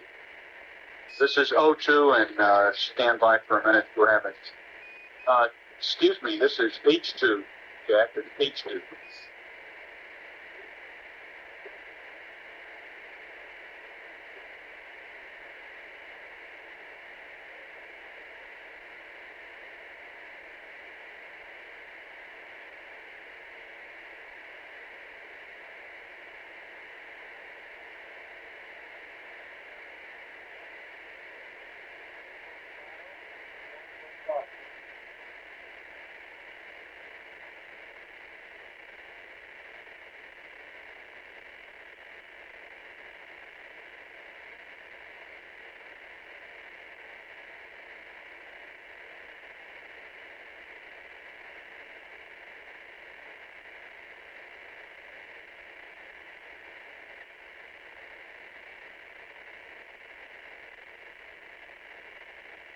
Okay, Joe, don't have your back to it? Okay, Jack, we're getting you back, and I hope you copied my correction of my mistake. I'm talking about the H2 cryo tanks. We'd like the tank 1 heater to off, tank 2 to auto, over. Okay, we lost you again. Here's our heater configuration now. H2 heater 1 off, 2 auto. Both O2 heaters are in auto. Okay, that's the configuration we want you in, and here's what we're thinking about. When we went to tank 1 auto, tank 2 off, we found that the heater cycled at a tank 1 pressure of about 233 psi, which is well above the caution and warning limit. And if we go to that configuration for sleep, we'll keep from getting caution and warning lights during the sleep cycle. Okay, in order to do that comfortably, we want to spend the rest of the day using more H2 out of tank number 2 so as to get an unbalance in favor of tank 1, so at the end of the sleep cycle it'll all come out even. And that's why we have you in tank 1 off, tank 2 auto now. We expect to get about a 3% unbalance over the next 10 hours, and prior to sleep we'll call you to reverse the configuration again. Now the only disadvantage here is that during the day you will probably get a few caution and warnings, and we just figured it'd be better to get them now than while you were sacked out. Over. I'll buy that 100%. Okay, good deal. One other detail for you, Jack. GNC tells us that the optics jitter is very similar to what we had on Apollo 12. It's no problem, but when you're not using the optics, we recommend that you turn the optics power switch to off to guard against a possible degradation as the flight progresses. Over. Okay, will do.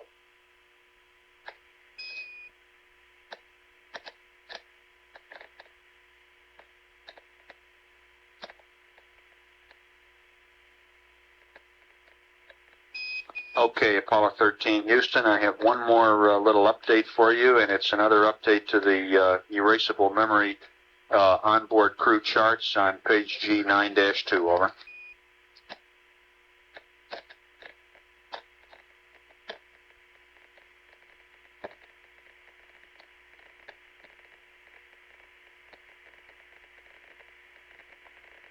Houston, 13, we're ready to copy. Okay, Jim, these are gyro compensation terms. They've already been uplinked, and we're just updating your onboard charts now. In column A, number 11, change from 77646 to 00114. Number 12, change from 77332 to 77546. Number 13, change from 76617 to 77201. Over.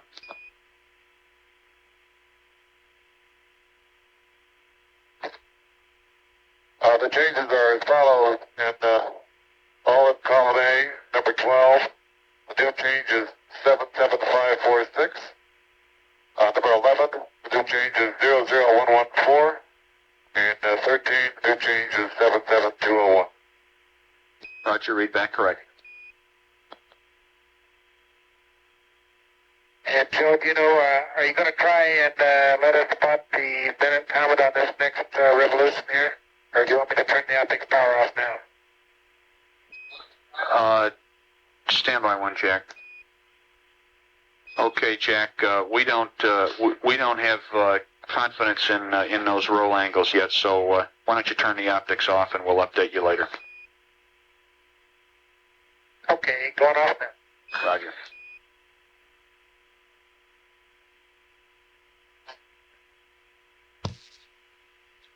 This is Apollo Control Houston at 49 hours, 55 minutes now into the flight. Apollo 13 now 166,341 nautical miles away from Earth, traveling at a velocity of 3,505 feet per second. What you heard was a relatively long exchange between capsule communicator Joe Kerwin and both command module pilot Jack Swigert and spacecraft commander Jim Lovell. The auto and off heater positions referred to are the switch positions for the H2 heaters used to control redundant heaters in the two cryogenic hydrogen tanks.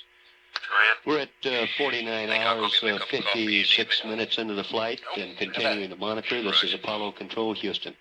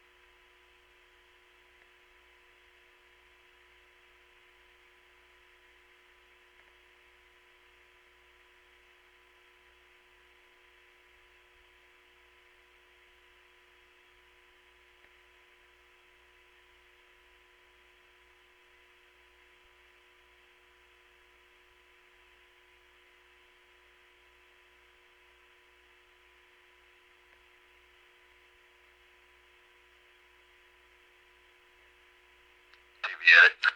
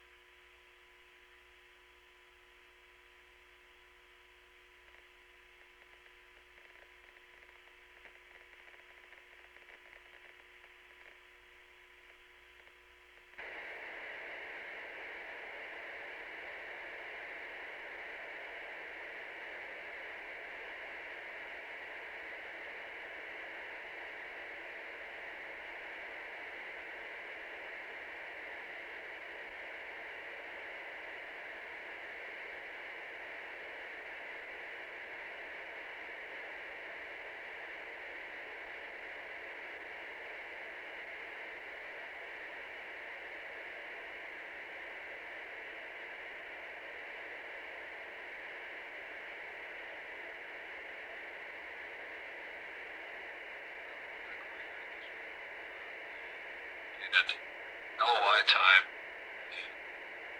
LOS, AOS would be nominal burn, and what AOS would be if the burn was not, did not occur.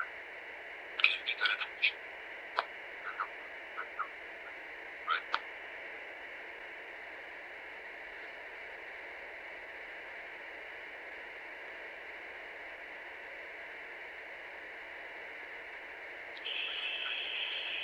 Go. Let that out there. Thank you. Change, don't you?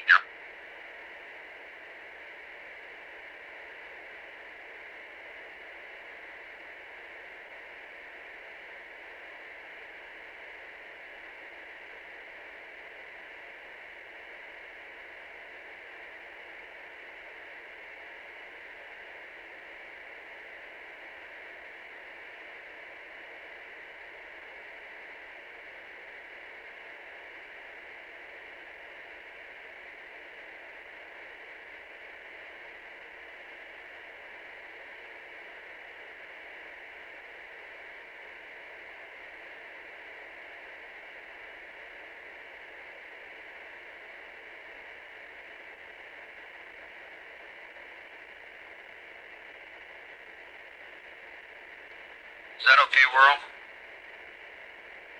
Roger, thank you. Fred,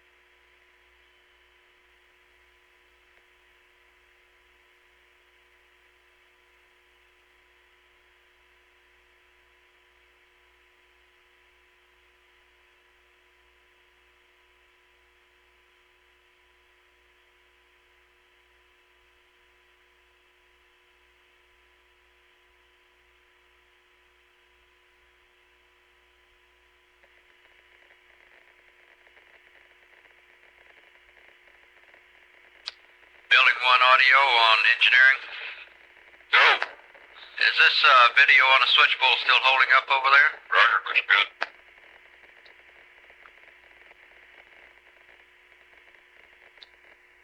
Go ahead. Give me the number of the ABC trailer. Huh? I got a request for it. It's not me. Okay, yeah, okay. Sure. I'll see what I'll do. I don't know about it. Yeah, well, we got a runner, don't we? Send him out there and have him ask him. Yeah. Just put that there, my butts. Flight wants it. They asked they asked a question over here, and he's trying to get them the answer. Okay. Apparently they asked him yesterday or... Roger, I'm coming. Now, just a second. I had his last mission, but them days are long gone. 2 missions.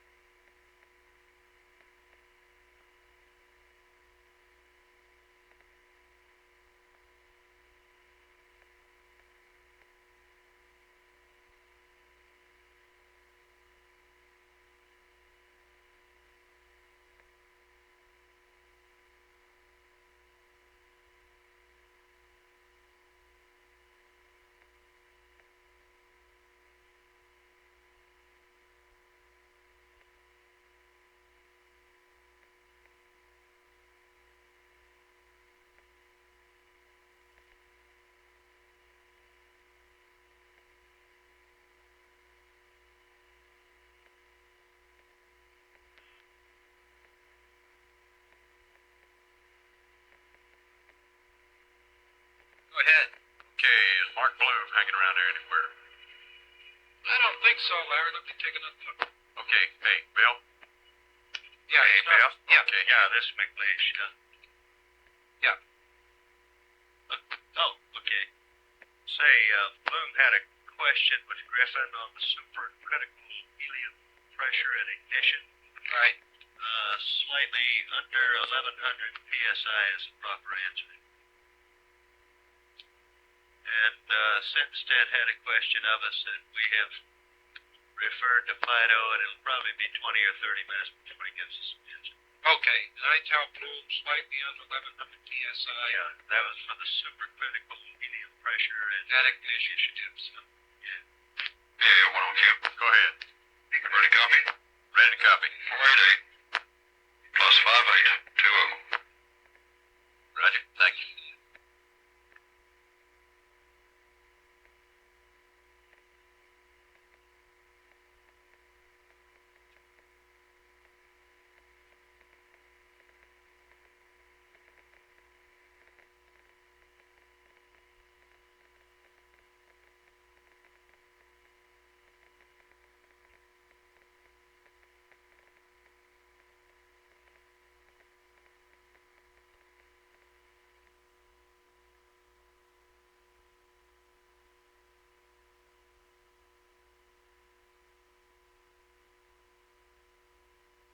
Thank you very much, Noah. He has it. He's calling him now.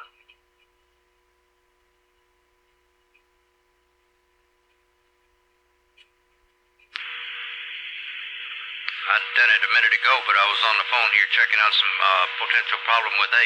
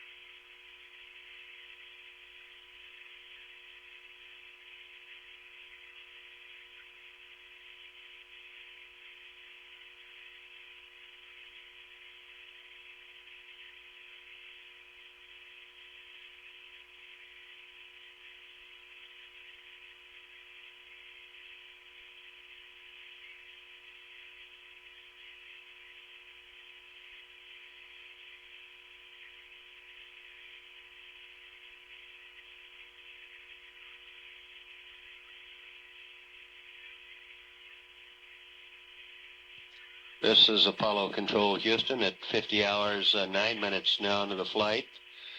We presently show Apollo 13 at an altitude of 166,801 nautical miles, now traveling at a speed of 3,495 feet per second. Go ahead. Okay, the stations that will be able to see the pass. Okay. In addition to Goldstones, which is prime. Hawaii, Guaymas, Canary Islands, Texas, Mila, Bermuda, and Madrid is again on the hairy edge of LOS. Okay, so I guess Honeysuckle won't get it either weekend. No, sir, those are the only ones that he gave me. Okay, fine. Thanks very much, Larry. Yes, sir. Bye.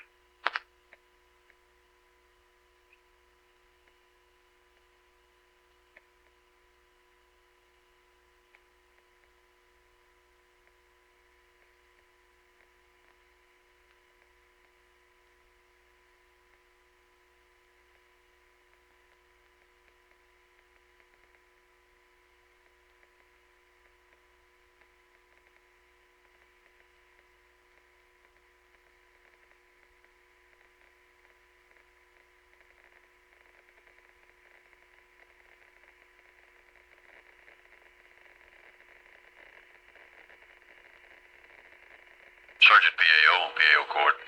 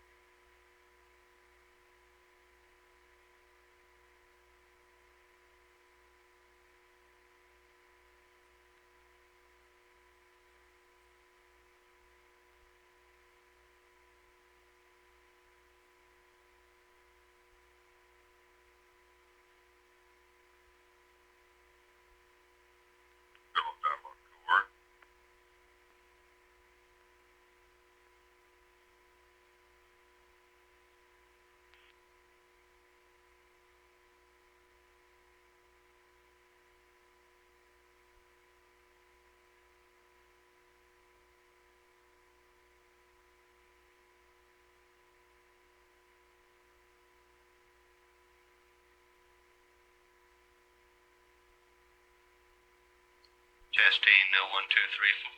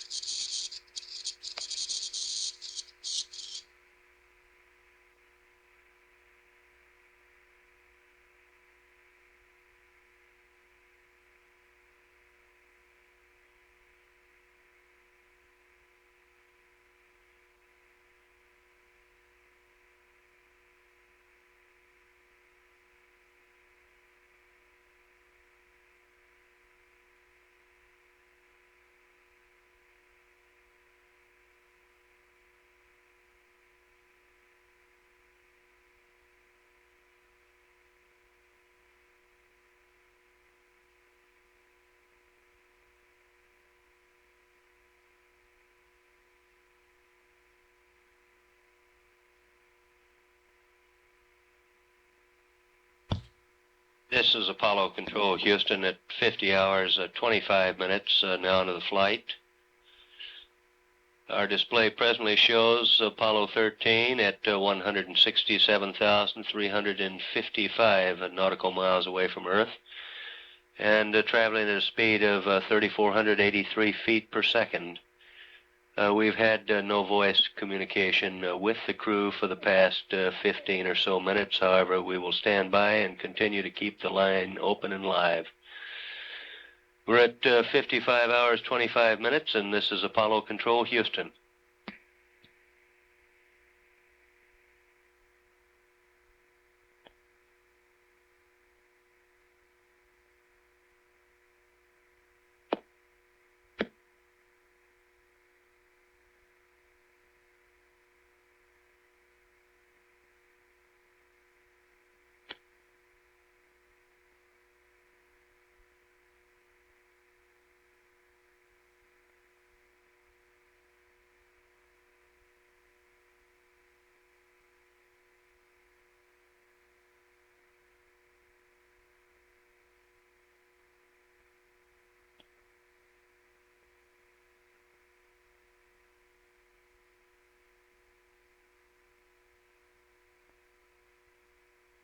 Work, don't you? Where they throw those slides in there a fraction of a second? Yep.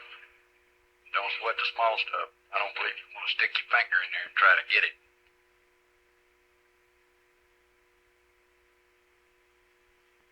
Cluck, cluck, cluck, cluck, cluck. I'm kind of chicken that way. Roger, roger.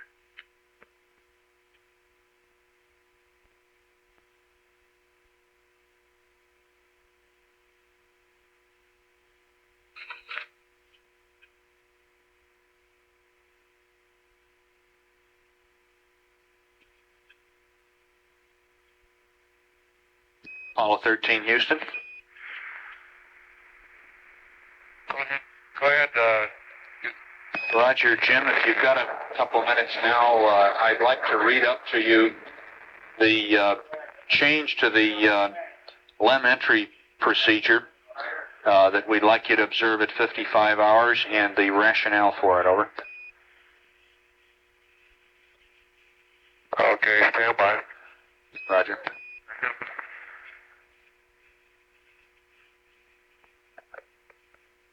Go ahead, Joe. Okay, before you start copying, this procedure is basically simply to activate the supercritical helium pressure gauging so that you can read it. And No. the concern here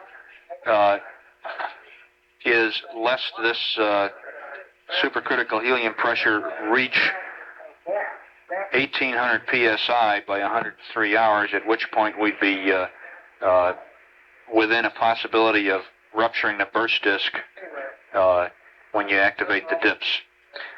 Now, based on the pressure at launch and based on a nominal rise time of about 6.5 psi per hour between then and now, the pressure should read about 710 psi. Stand by until we get better confidence.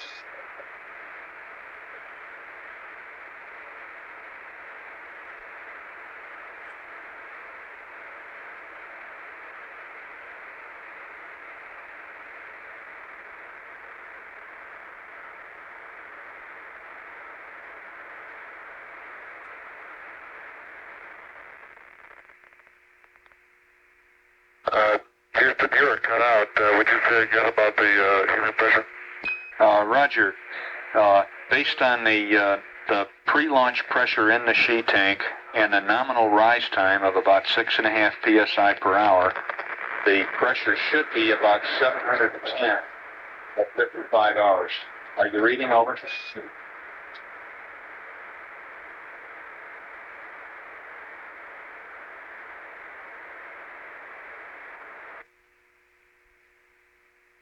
Jim, Houston, did you read that last?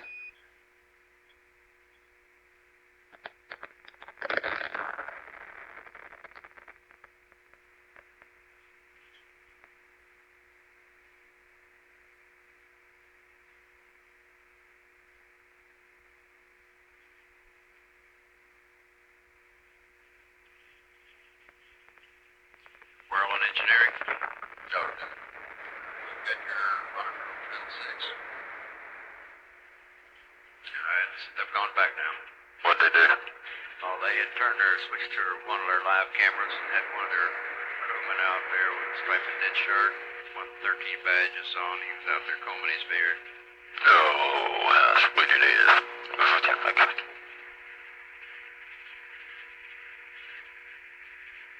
I thought they was getting ready to do something there for a minute.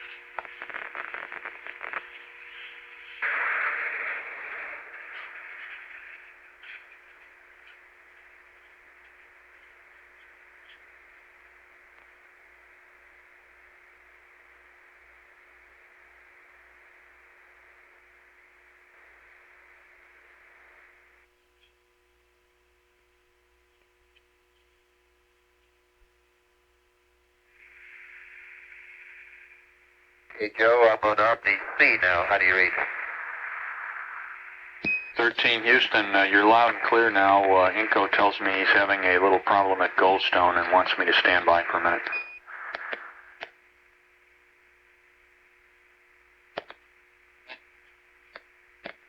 Hey, how do you read now, Joe? I'm going from Omni C to D now. You're still loud and clear on D, Fred. Stand by one. Okay, I'll put her back to Omni B if y'all want to take command again.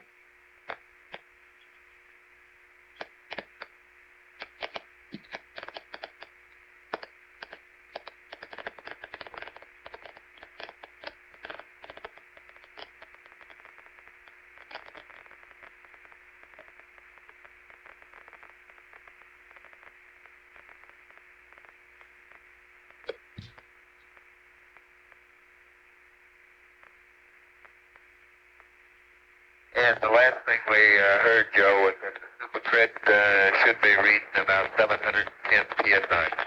Okay, that's the last thing I passed up, and while we're waiting for Inco to decide here, let me continue.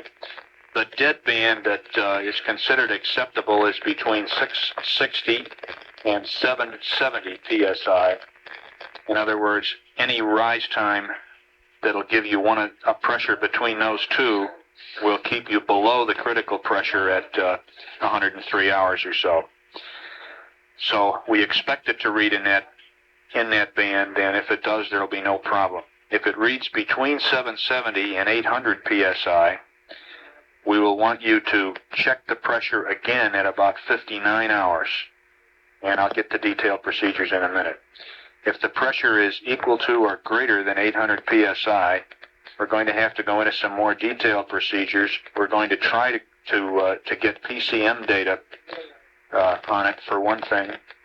We may have to have you sit there and stare at the gauge for a while to find out when it clicks up and get an accurate rise time on it. And in an extreme case, we're even thinking about a dip's burn. But we don't really think that'll happen.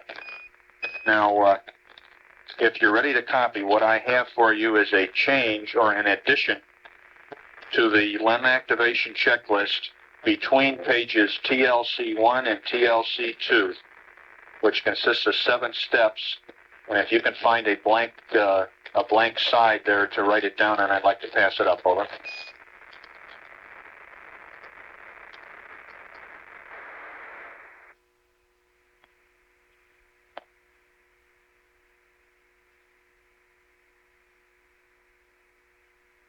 Okay, how do you read on Omni C now? Okay, you're loud and clear on Omni C. Stand by one while we get Inco synced up.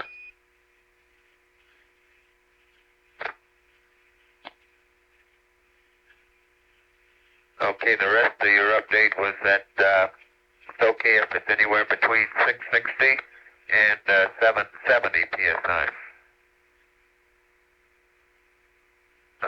If it's be above 770, you're going to ask us to consider going back in at 59 hours and either get PCM going or sit there and give you gauge reading changes on the basis of time.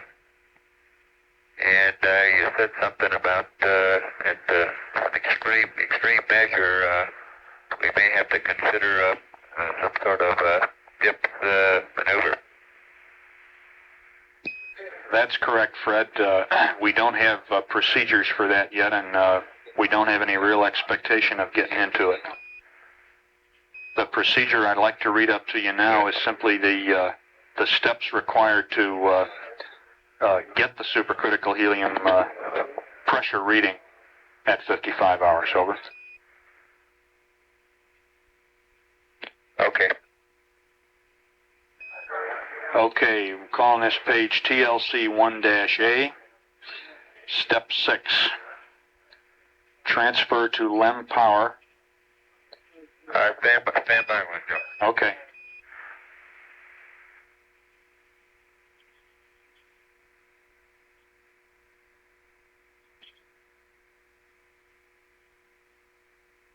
Okay, Joe, he's ready to go. Okay. Step 6. Transfer to LEM power. Parenthesis. Floodlights blink. Caution warning power caution light on. Report GET to MCC. Panel 11, circuit breaker EPS, translunar bus tie, close. Circuit breaker panel 16, EPS, translunar bus tie, close. Circuit breaker panel 11, lighting, utility, close. And activate utility lights. Over.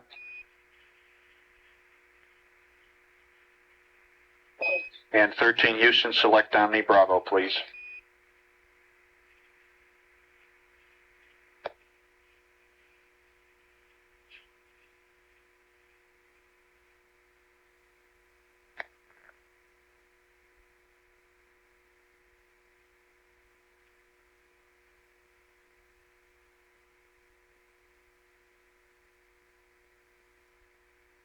Okay, Joe, I created a new page here called TLC 1A, item 6, transfer to LEM power.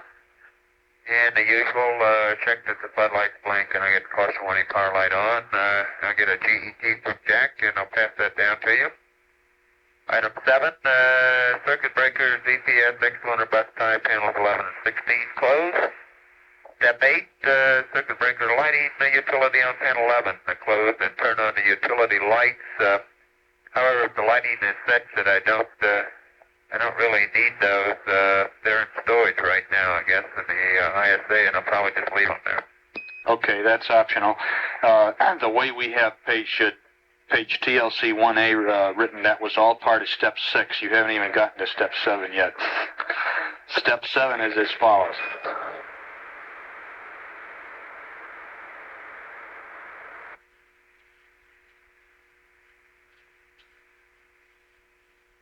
Fred Houston, are you with me?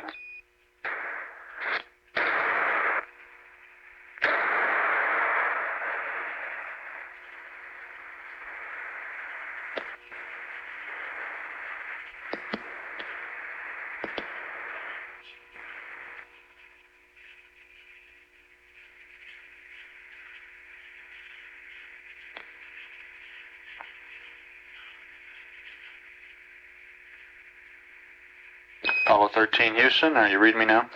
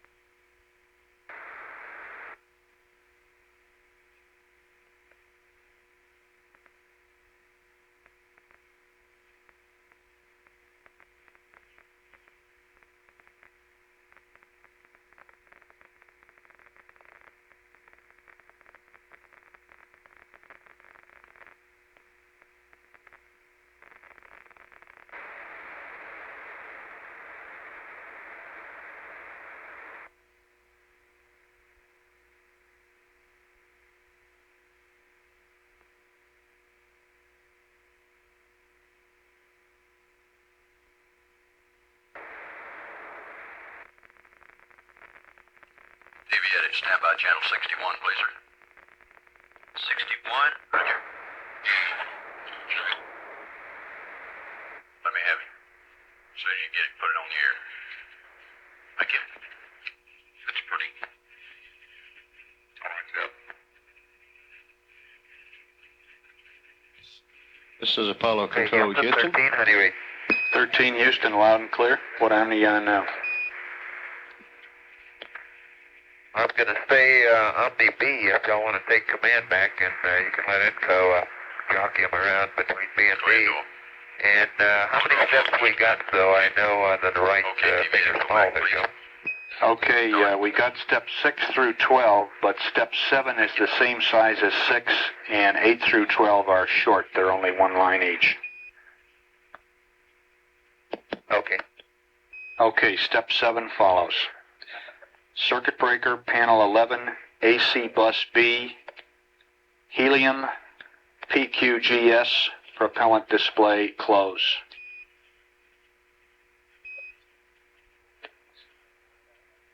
Circuit breaker 11, AC bus B, numeric lighting, close. Circuit breaker 11, AC bus B, bus tie inverter 1, close. Circuit breaker panel 11 EPS, inverter 1, close. Circuit breaker panel 16, instrumentation, SIG sensor, close. Inverter 1. Hold on a minute, Joe. Okay. My shorthand is around the port thing.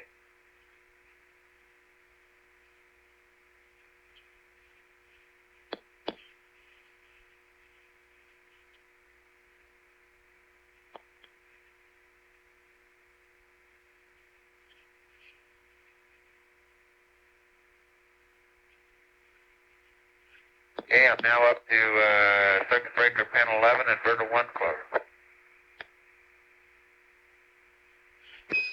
Okay, the next was circuit breaker panel 16, instrumentation, SIG sensor, close.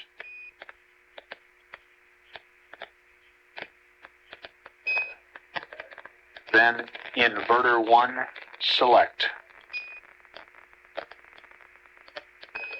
Then helium monitor to supercrit press.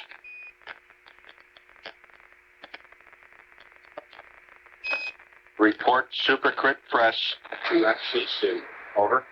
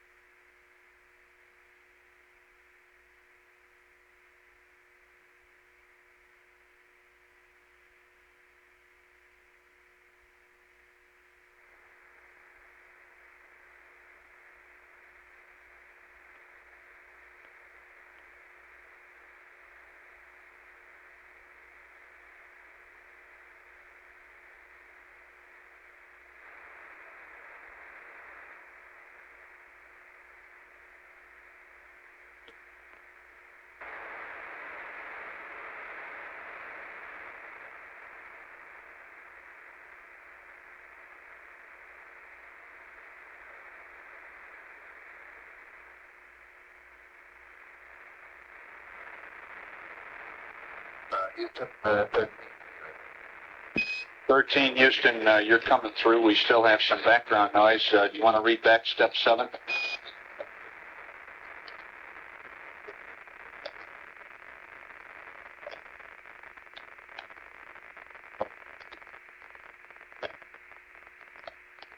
Okay, Houston, 13. 13 Houston, go ahead. Okay, Joe, the last thing I got was helium monitor to supercrit pressure. Okay, and the last part of step 7 is report supercrit pressure to MCC. And read back step 7.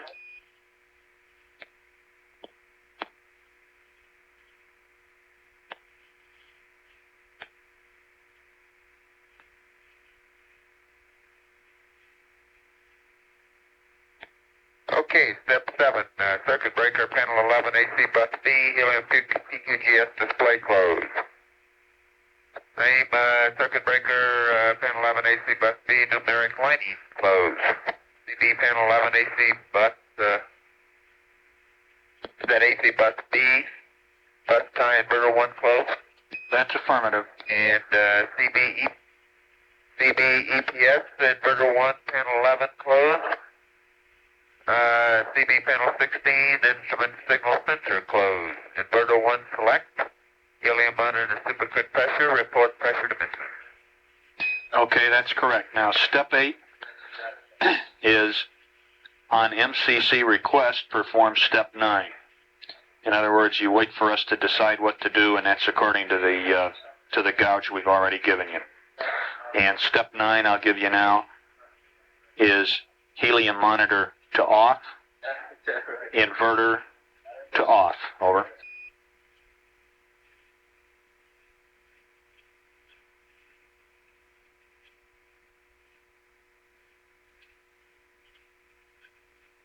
Okay, step 8 says set in an MCC hold. Step 9 says on MCC's words, helium monitor off, inverter off. Roger, that's correct. Step 10 is configure circuit breaker panels per activation 3 and 4.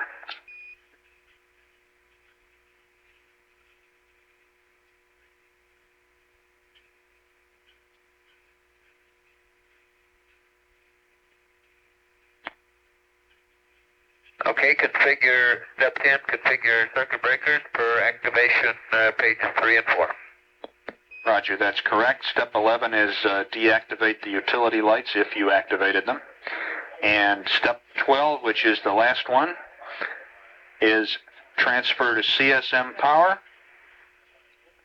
usual observations, and report time to MCC.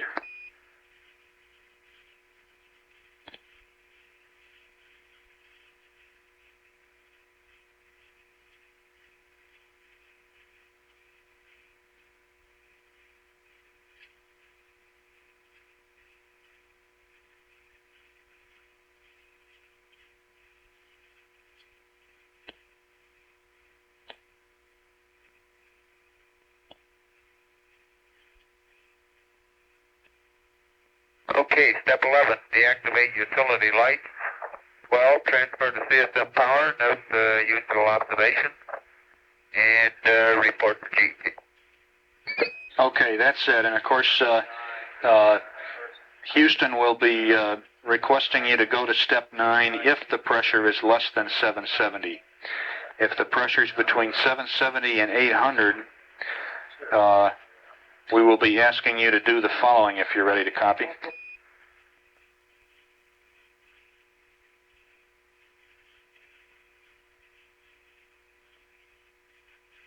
Stand by, gonna find some more blank paper. Yeah, this is going to be page TLC-3, but it's very short.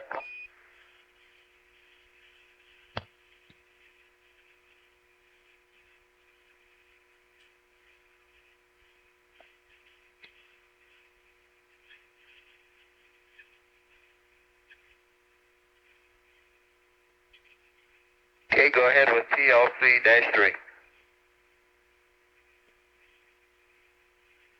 Okay, stand by 10 seconds, Fred.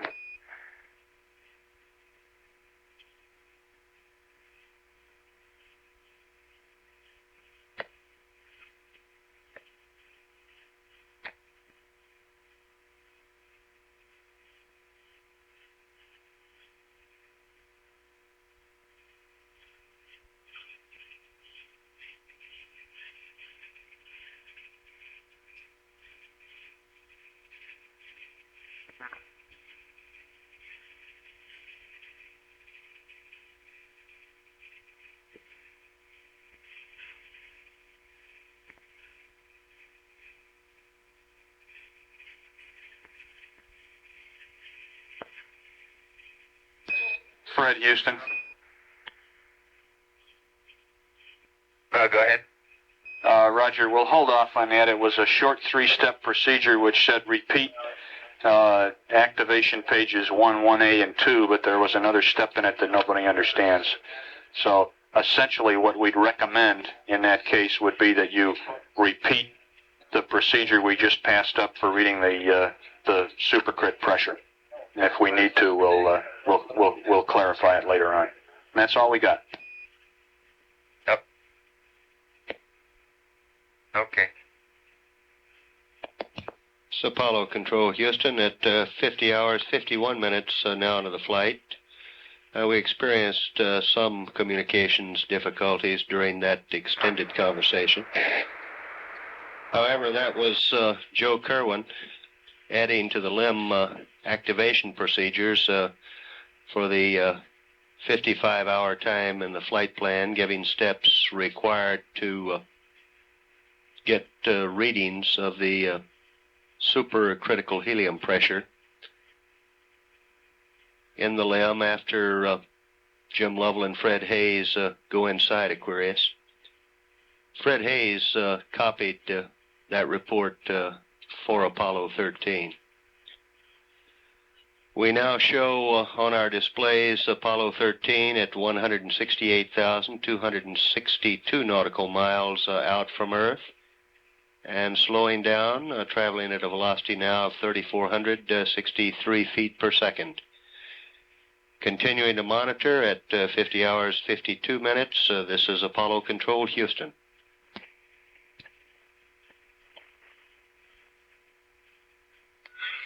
We're all on engineering. Second to me. My replacement's here, so we'll see you tomorrow. Roger that, Thomas. Adios, Have Daddy. a good night. Righto.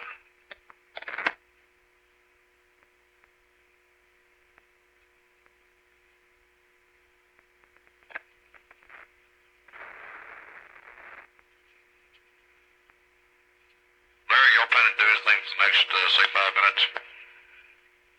Well, Hodges, we just might decide to tear this place down.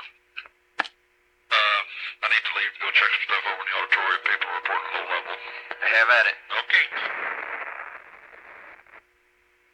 Larry, this is Fred. Hello, Fred.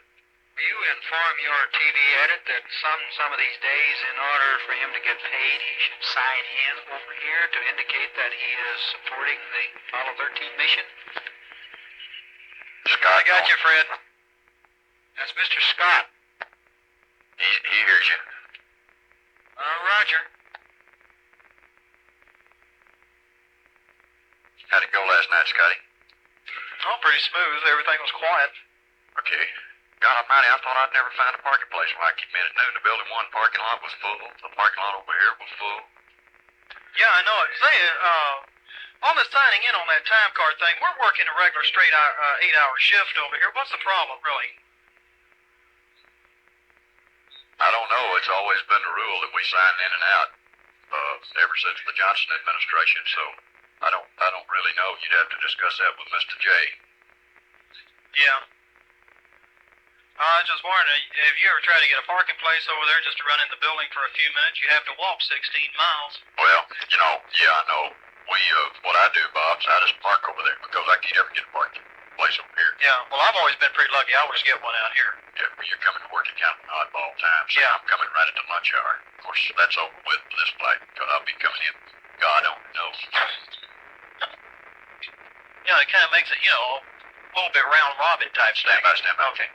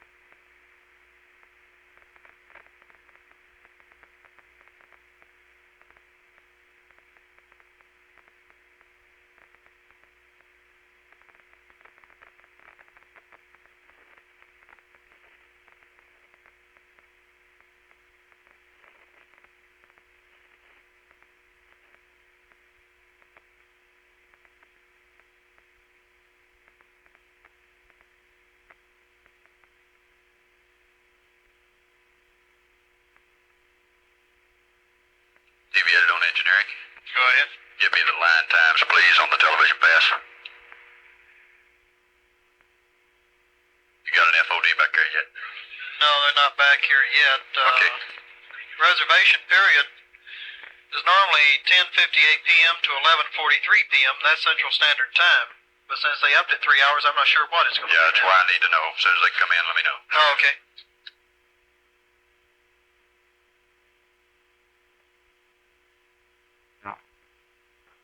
Houston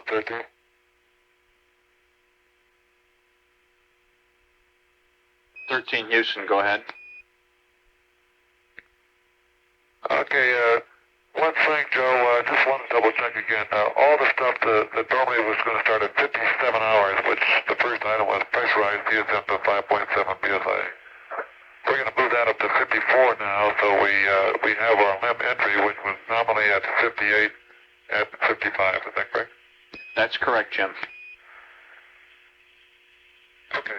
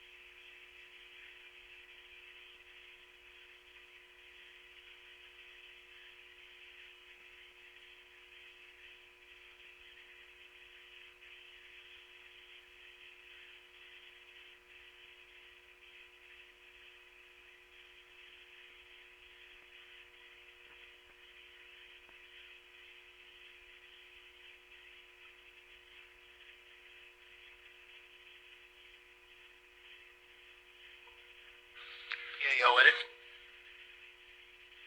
Yay. Larry, what sort of procedure are we using with the space digitals today? About the same as always. When it goes off, switch to camera 2? No, when it goes off, wipe it out. Oh, wipe it out. Yep. Now, if Mr. Payton's standing back here, he's going to raise hell if I touch that console. And he's hanging around. Well, I hadn't had any problem getting it done all morning. Yeah, well, okay. You know, I assume he didn't just appear back there with a fairy godmother beside him, did he? I don't know. Goddamn, I'm sharp today. Say Payne's back there with a fairy beside him. Godmother, Hodges. You know, Tinkerbell, fairy dust, all that kind of good stuff. Tinkerbell is building one on engineering. Are you calling Tinkerbell on this loop? Roger. That's a Never Never Land, doll. You've got the wrong loop. Oh, pardon me. Hey, Hodges, speaking all that kind of stuff. What kind of stuff? Fairies? Yeah, did you just happen to see that the Muppets take off on Cinderella the other Negative. day? God, that was the funniest thing I've ever Fourth seen. time, I didn't see it. I'm sorry, I didn't remember I asked you.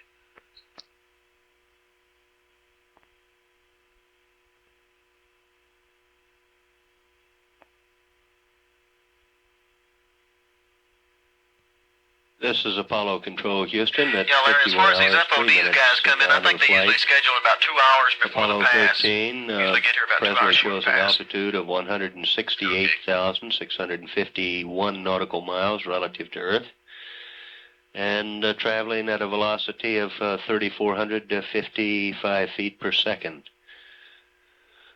Among those presently at the capsule communicators console here in Mission Control is Command Module pilot Ken Mattingly.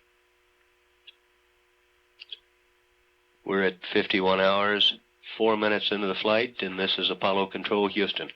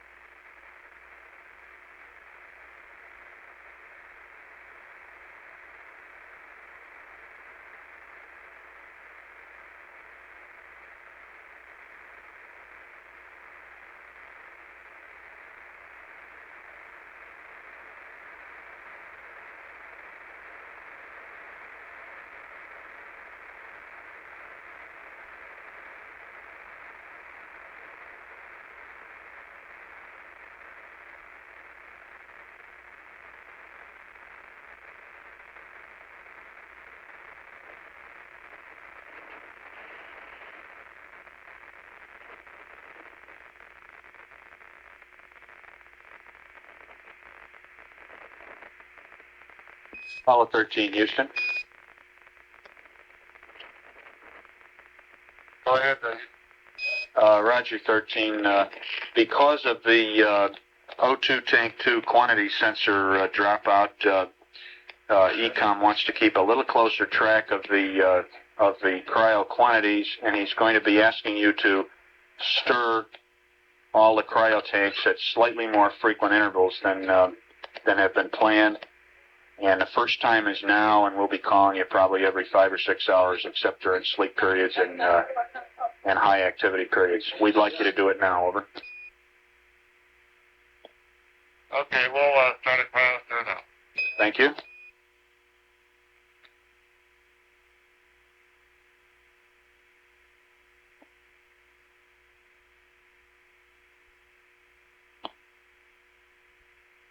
And 13 Houston, for your information, a normal 1 minute or so stir will be fine.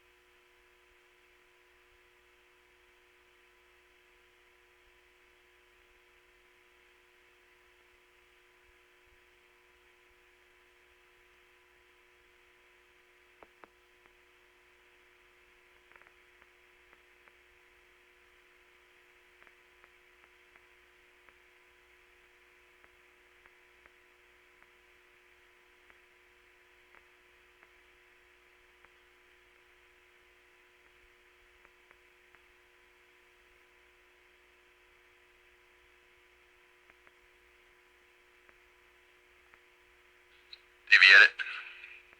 Yellow. Can you get an engineer to focus that camera for me right quick? And you go to camera 2, please, on the air. Roger. Thank you. How's that? That looks very good, thank you.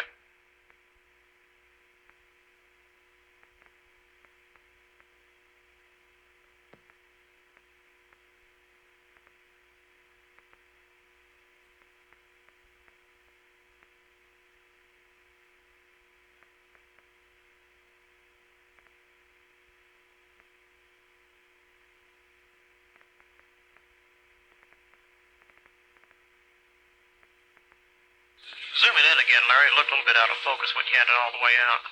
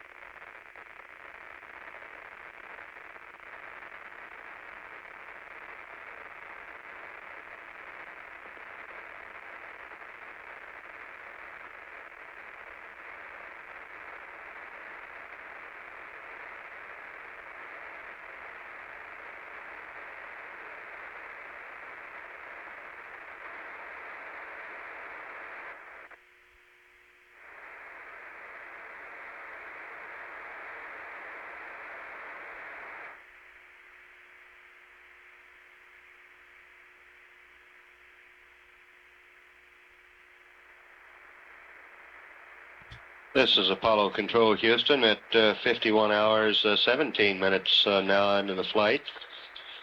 We presently show Apollo 13 at a distance of 169,111 nautical miles out and traveling at a speed of 3,445 feet per second. In the Mission Control Center, we're having a change in capsule communicators. Vance Brand has reported in, taking the place of Joe Kerwin. We're at 51 hours 18 minutes now. This is Apollo Control Houston.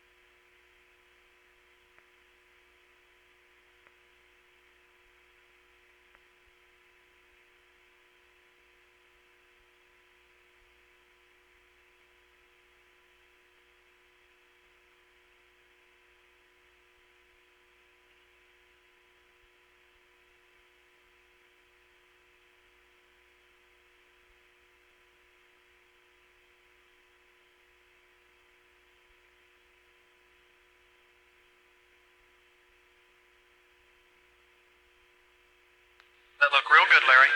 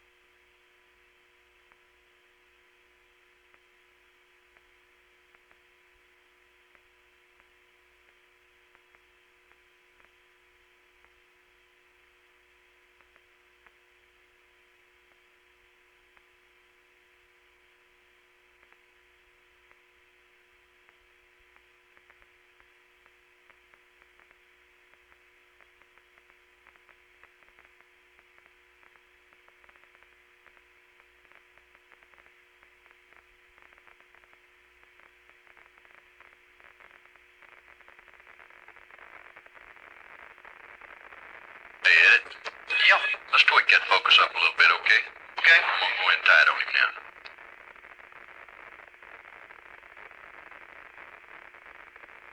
Tell him to focus right on that console. That's good. Whoa, went through it. Right there, that's good. Now the back of his head's still out of focus, though. Boy, that's critical in there, isn't it? Damn right, it's so dark in there and that camera's wide open, see? That gives you depth of field of set. .00.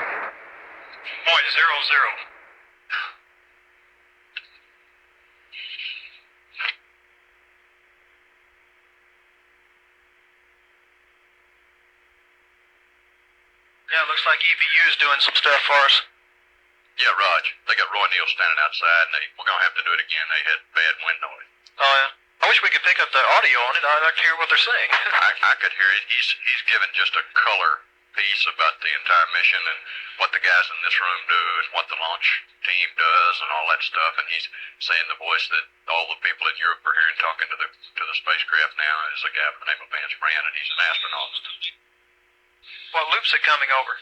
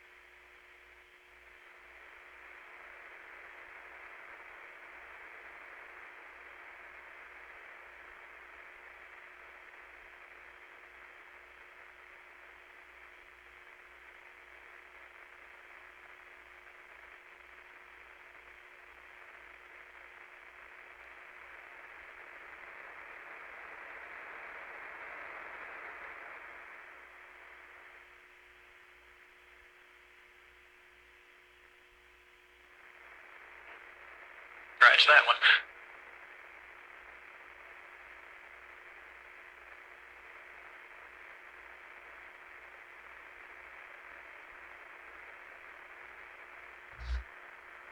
This is Apollo Control Houston at 51 hours, 29 minutes now into the flight. Apollo 13, now 169,526 nautical miles in altitude. And traveling at a velocity of 3,436 feet per second. We've had no communications with the crew of Apollo 13 for about the last 30 minutes. It's very possible that they've also stepped ahead the eat period in their flight plans. We'll stand by, however, and continue to monitor. And at 51 hours, 30 minutes into the flight, this is Apollo Control Houston.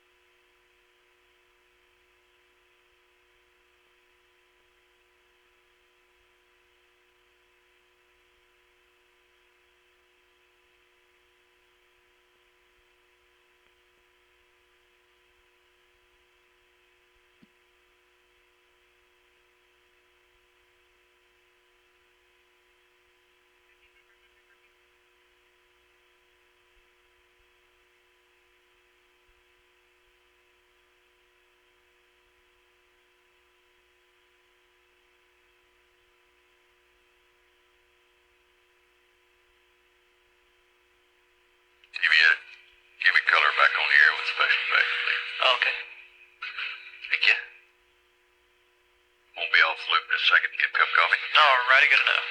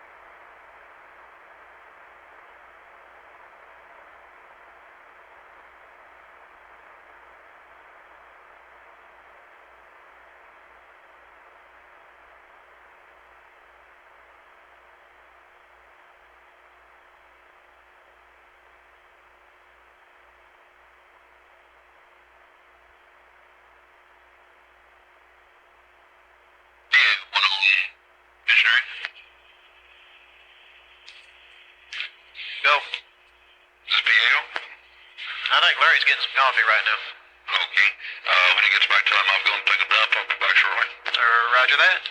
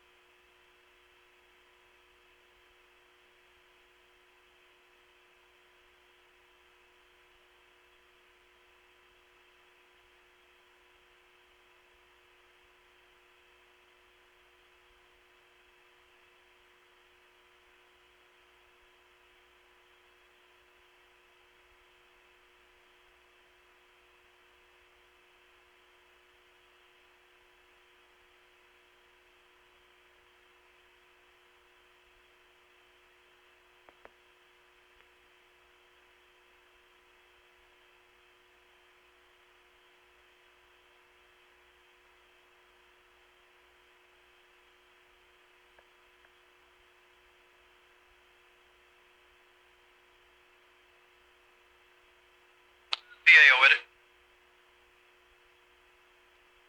Go ahead. Oh, okay. I didn't know you was back yet, Larry. Doyle called up and said he's going to be off the hook for a while. Okay.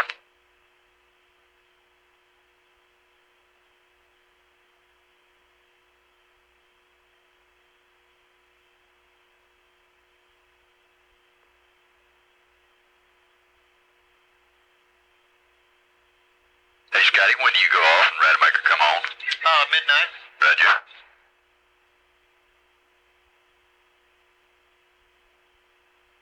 How long you got it tonight?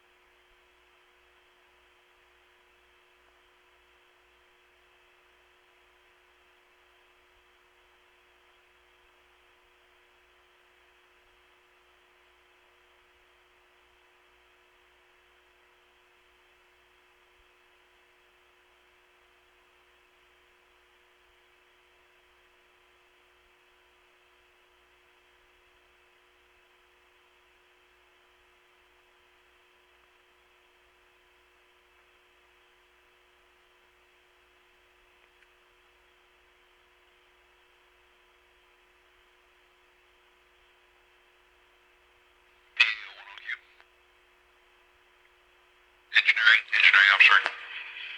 Go ahead. I'm back on station. Okay. Doyle? Go ahead. You're about to blast my ear off in here. Really? Really? You come through a whole lot better than Boyle does, too. Well, you're about 10 dB hotter than anybody else. Hey, how about that? I just relieved a big load off my chest that probably upped my level, so. They upped it all right. I did a high bit rate dump.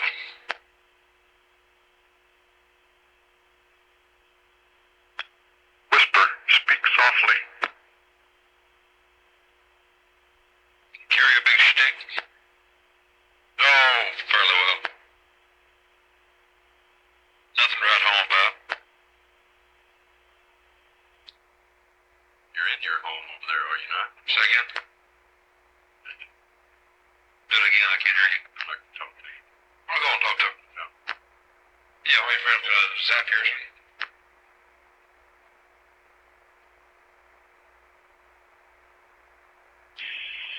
ahead. How are we doing on the LOI business? Bill, we haven't heard from him. So if we got it, it was going to take him a little while, and he's doing it. Okay, you don't have any view when he might have. No, sir. Okay. We'll check again, though. Okay. Let me know if we get inquiries. Are they shooting it? Very important.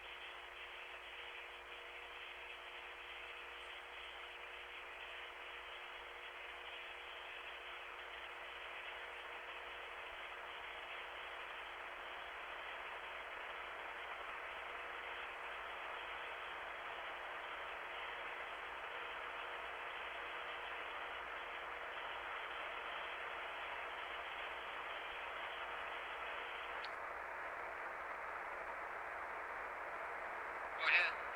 Okay, Bill, I sat down with Fido while he did our calculations. Okay, you want a copy? Fire away. Now, these are very preliminary numbers. They also assume no mid-course correction for and no dips below. Okay. Okay.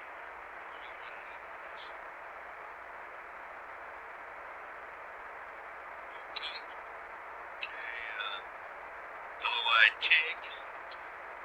Ignition sequence 2632. Okay. Okay, let's see, LOS. Maybe I should have given you that first. That first call around the backside. That's 771550. Okay. Okay, AOS without. Okay. Okay. A77 B10. Okay. With this case, A77 B. All right. I understand Don Brady. I don't know. See him. I hadn't read it. Okay, I read something I don't. Yeah. Well, He's kind of busy. This, he passed it that shows consumer that reports on the SPBA. in fact, I think just about all he has paid attention to is, other stuff. All right. And there might be one of these commercial guys who has some true. Let's see if I can locate the function for that. Okay, I'll see what we can do. He's still watching. Get back in. Okay. Thanks, Luke.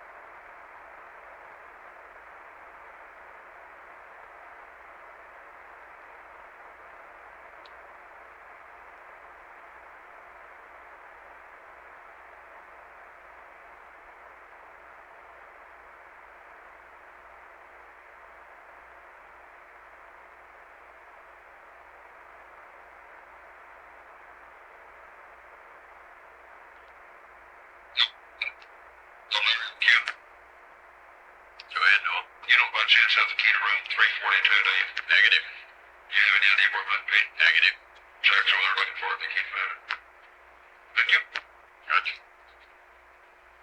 I have not used that room at all, and I gave the key to 308 personally to John Coyle this morning. No, Roger. I hope to God they cleaned that pig pen up.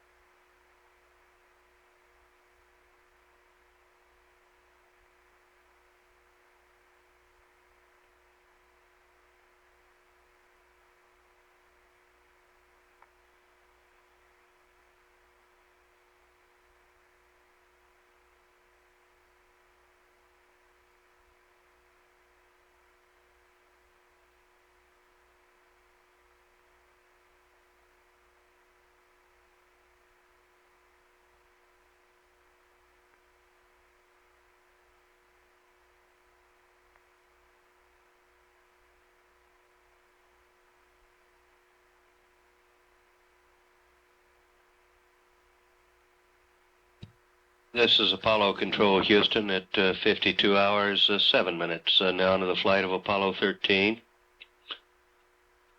Our digital display presently shows the Apollo 13 spacecraft at an altitude of 170,752 nautical miles. Continuing to slow down now at a speed of 3,410 feet per second. A relatively quiet period here on the second shift that the white flight control team has pulled at this point in time. Most of the flight controllers talking things over with their respective back rooms. We have not had contact with the crew for almost an hour. We'll stand by and continue to monitor at 52 hours, 7 minutes into the flight. This is Apollo Control Houston.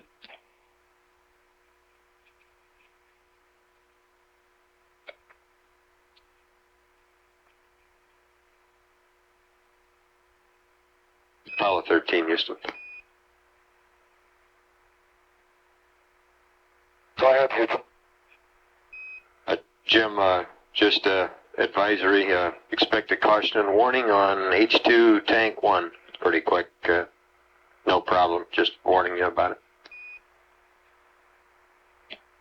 Okay, I clear a pressure light on H2 tank 1 coming on shortly, huh? Right. Okay. Well, you're pretty close. It just came on. Any other predictions you'd like?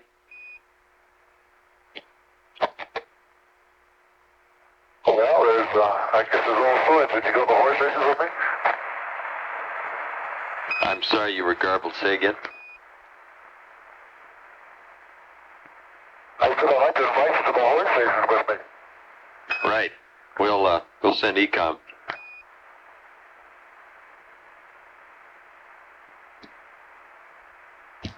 That was Vance Brand with a caution and warning light advisory, timed almost to the second.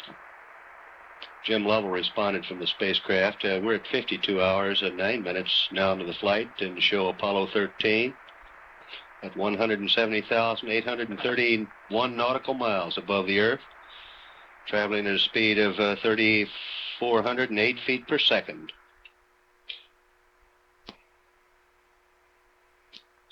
Gene Krantz just spoke to the ECOM and said, that's pretty lucky. And then he said, oh, correction, that's pretty skillful. We're at 52 hours, 10 minutes into the flight, and this is Apollo Control Houston.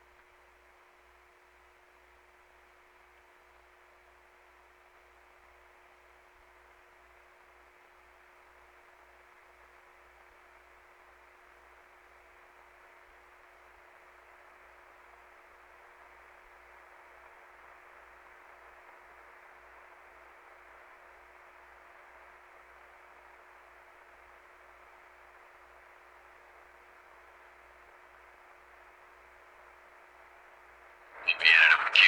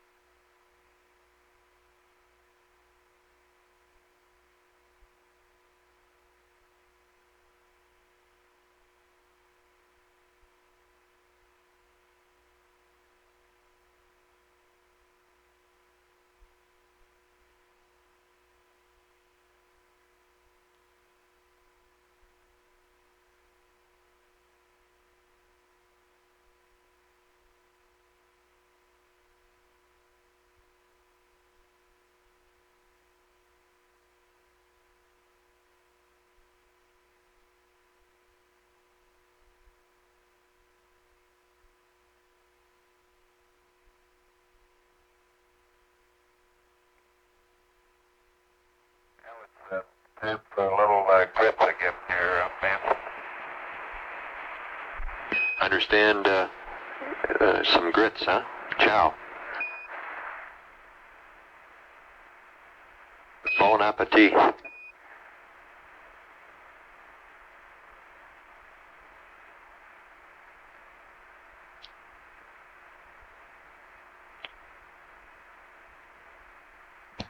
Apollo Control, Houston. That was Fred Haise, a native of Mississippi, saying it's time for some grits in here now. Obviously, his conversion for describing its mealtime.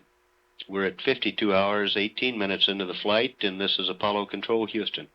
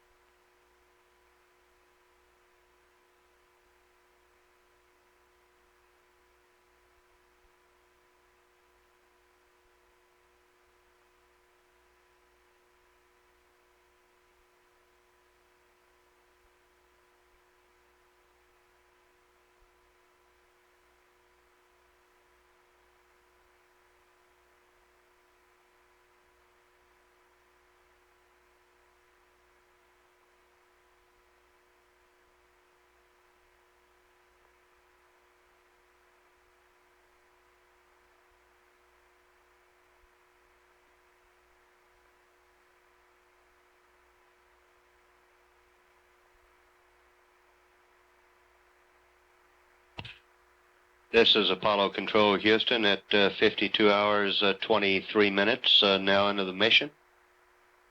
Apollo 13 is presently 171,246 nautical miles away from Earth. Its present velocity reads 3,399 feet per second. continuing to monitor. This is Apollo Control, Houston.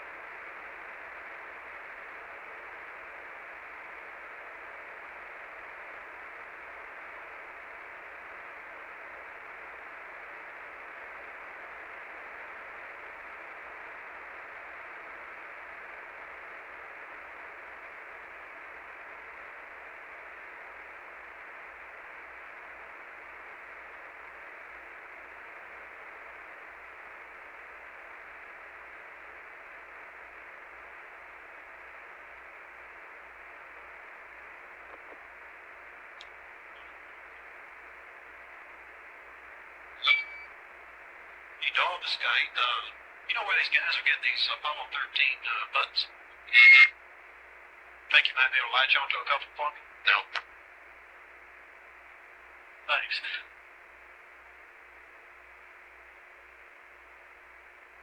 Okay. Gentleman named Penaki told me last night that he gave you one of those for me. Where is it? He gave me the badge for the sound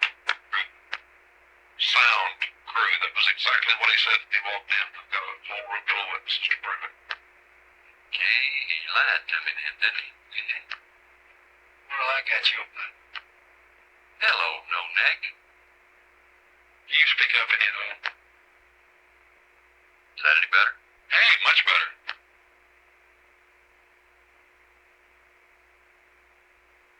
Hey, will John go home? John who? John Fralick. Where's Peace, Kessler? I don't know, Bobo. Why didn't you say that first? Hey, let me tell you something, you little fat pink.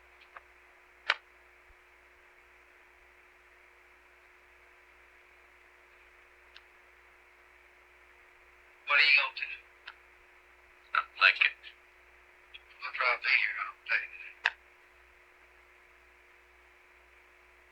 You don't know if he went on that. No, I don't. He said he was thinking about it. You try the hotel. Yeah, he would.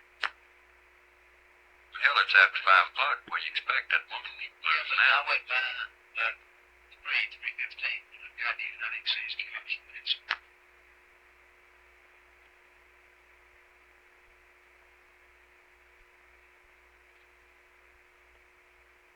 Over and out. I don't know.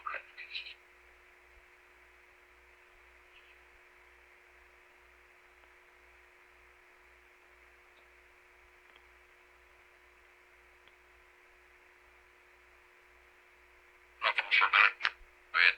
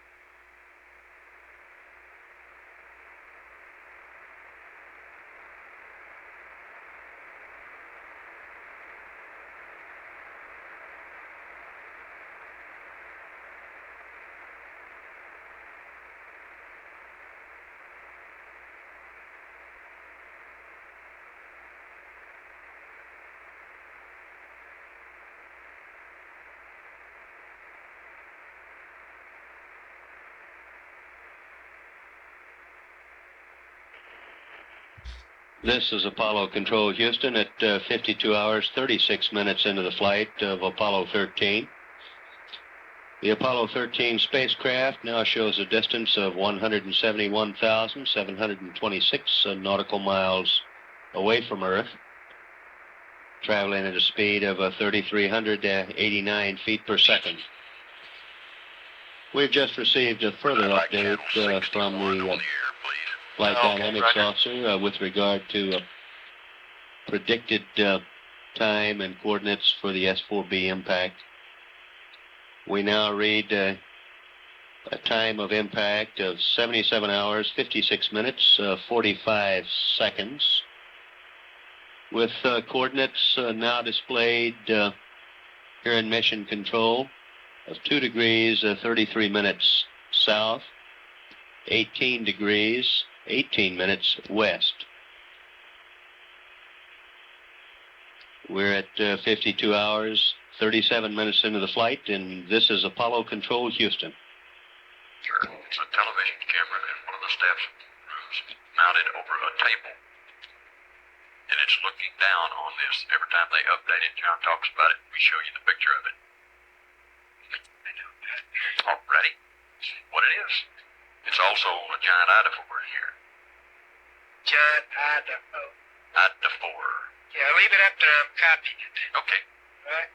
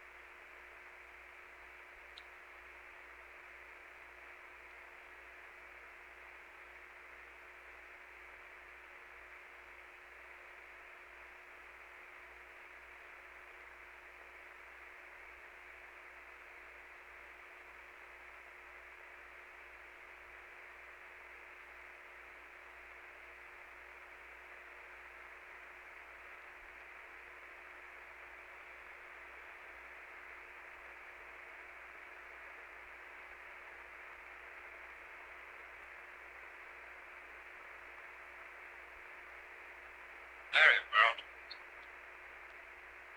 Go ahead, Howard. Hey, Larry, on this picture, you got a little arrow-looking thing that says 2-9 plus 07%.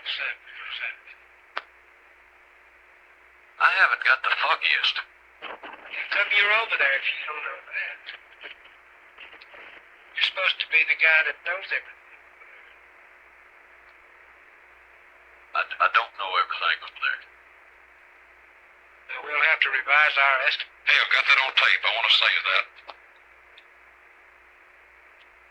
Doyle Hodges, you're not supposed to be listening. This is a private conversation. When Larry Worrell admits that he doesn't know everything over there, I've got to comment.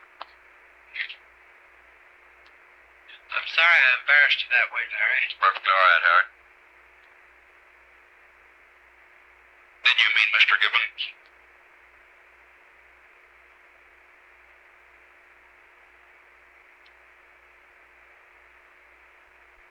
You can take that down instead of it. But you don't have to. It looks pretty.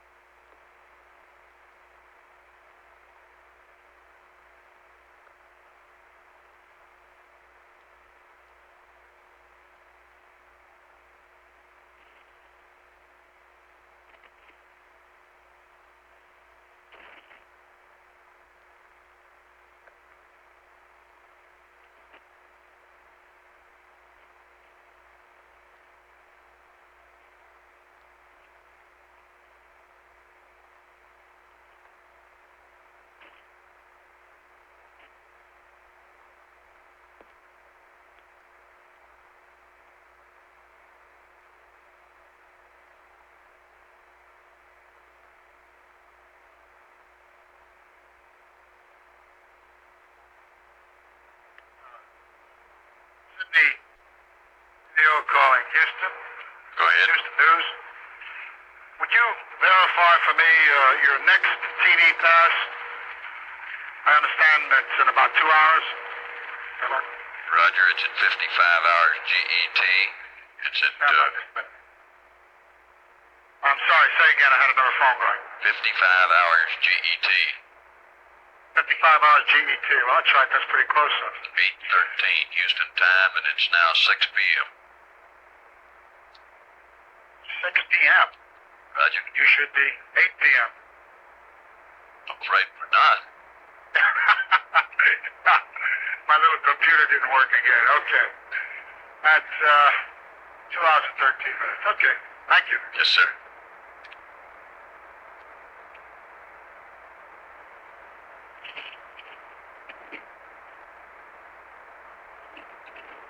Oh, Sydney. Record, man. You up there, Sydney?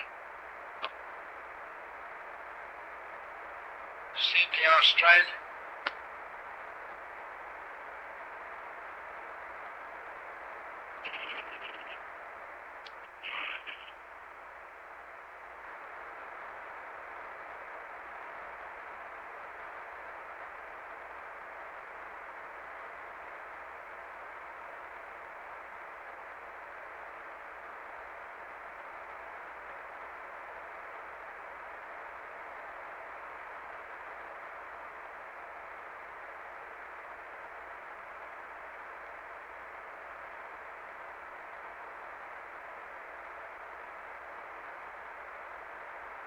Apollo 13, Houston.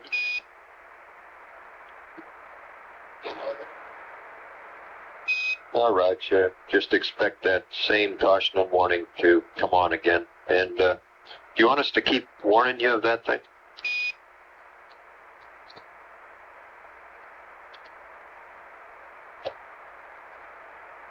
Go ahead. Roger, Jim. Just expect the caution and warning to come on again, the same as it did about an hour ago.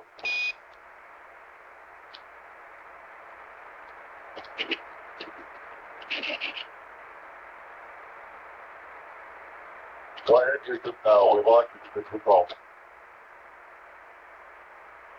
How are you reading me now, Jim?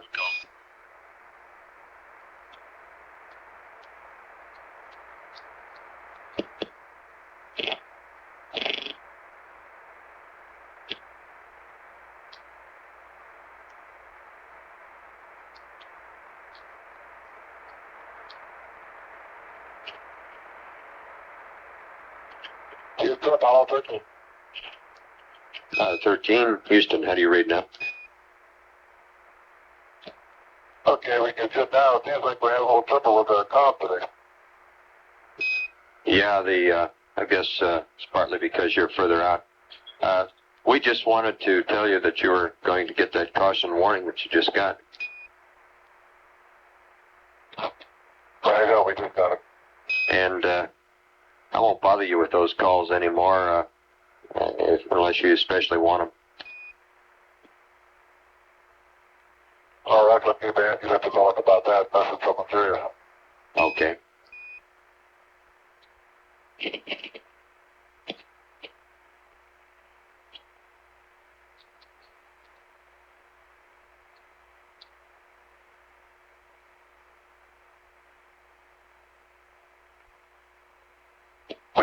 We just need a can of ham salad, and that was an experience.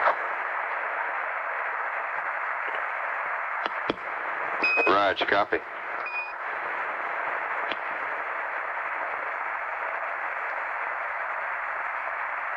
It's really kind of like eating on the fly. Takes a minute around.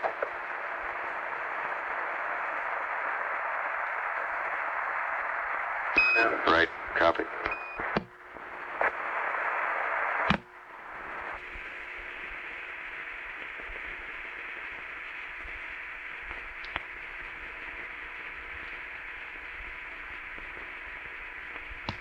It's Apollo control. Good.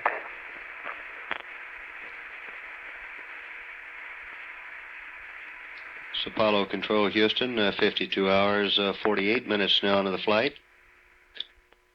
Spacecraft Apollo 13 now at an altitude of 172,125 nautical miles and going at a speed of 3,381 feet per second. In that last conversational exchange, we heard from both Jim Lovell and then later describing the ham salad sandwich, Fred Haise.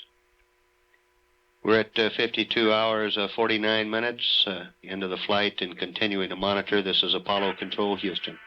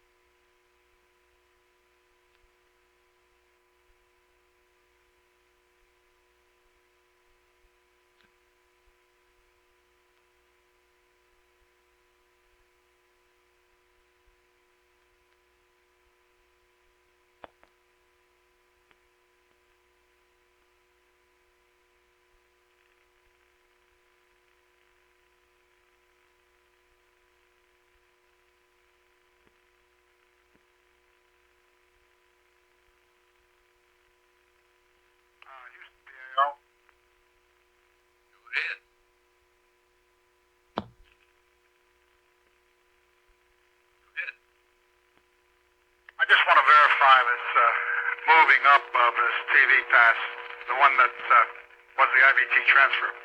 It was due about 3 hours later than it's planned for now. Is that correct? And that includes the TV. That's Roger. Okay. There will then be no additional television today as far as you know. As far as I know now. Okay. Thank you. You bet.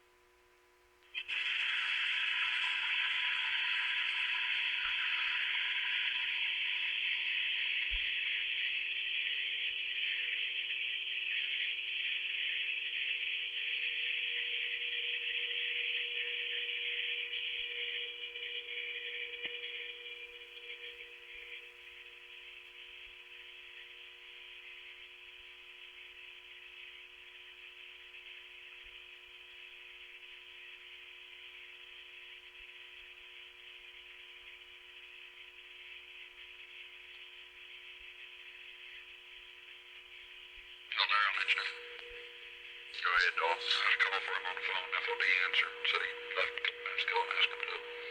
Yeah, I know. Takes the key out if they changed, so they took it out. Okay.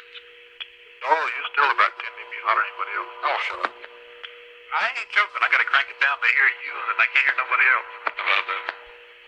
Not that I want to hear you, but you're bending my speaker. So ignore me. That is hard to do.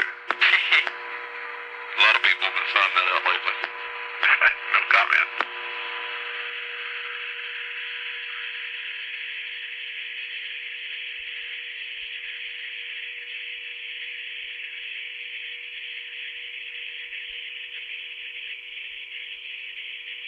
Dawn? Go. I got Jim's address if you want it. Yeah, let me get that just a second. Let me get the pencil here. Okay, shoot. Okay, James L. Martin. Roger. 5548 Bear Road, B-E-A-R. Very fitting. Apartment 11B. North Syracuse.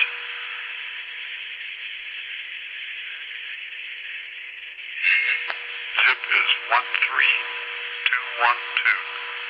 Thank you. You want his phone number? Yeah. 315 458 4468. And it won't dial FTS. It won't? No. Oh, looky. Just to try it. We done tried. Not even if you sign an affidavit that's official call? If you had a charge number, you could. You had to go to an operator. I got the number. Okay, if you get numbers, let me know. Roger. I'd like to talk to him. Conference it up. I'll talk.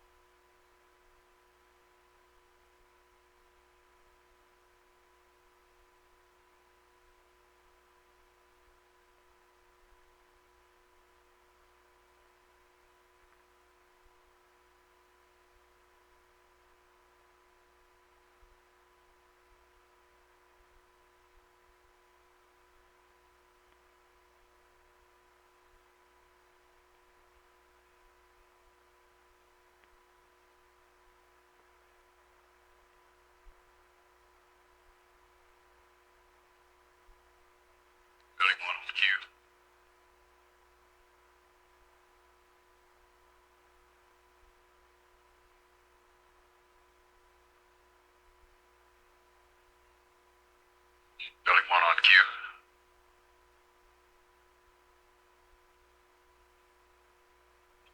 Building 1 on Q.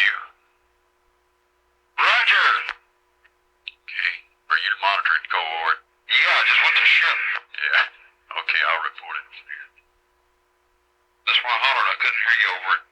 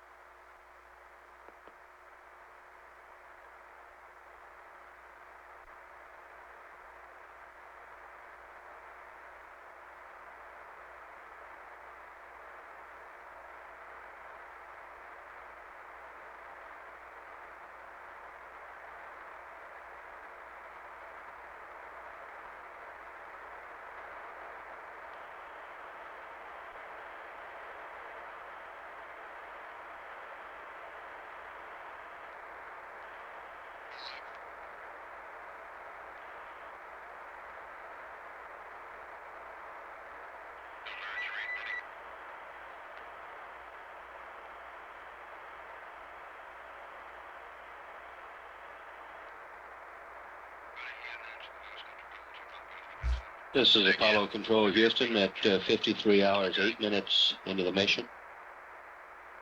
We now show Apollo 13 at a distance of 172,771 nautical miles and traveling at a rate of speed of 3,367 feet per second. This is Apollo Control Houston.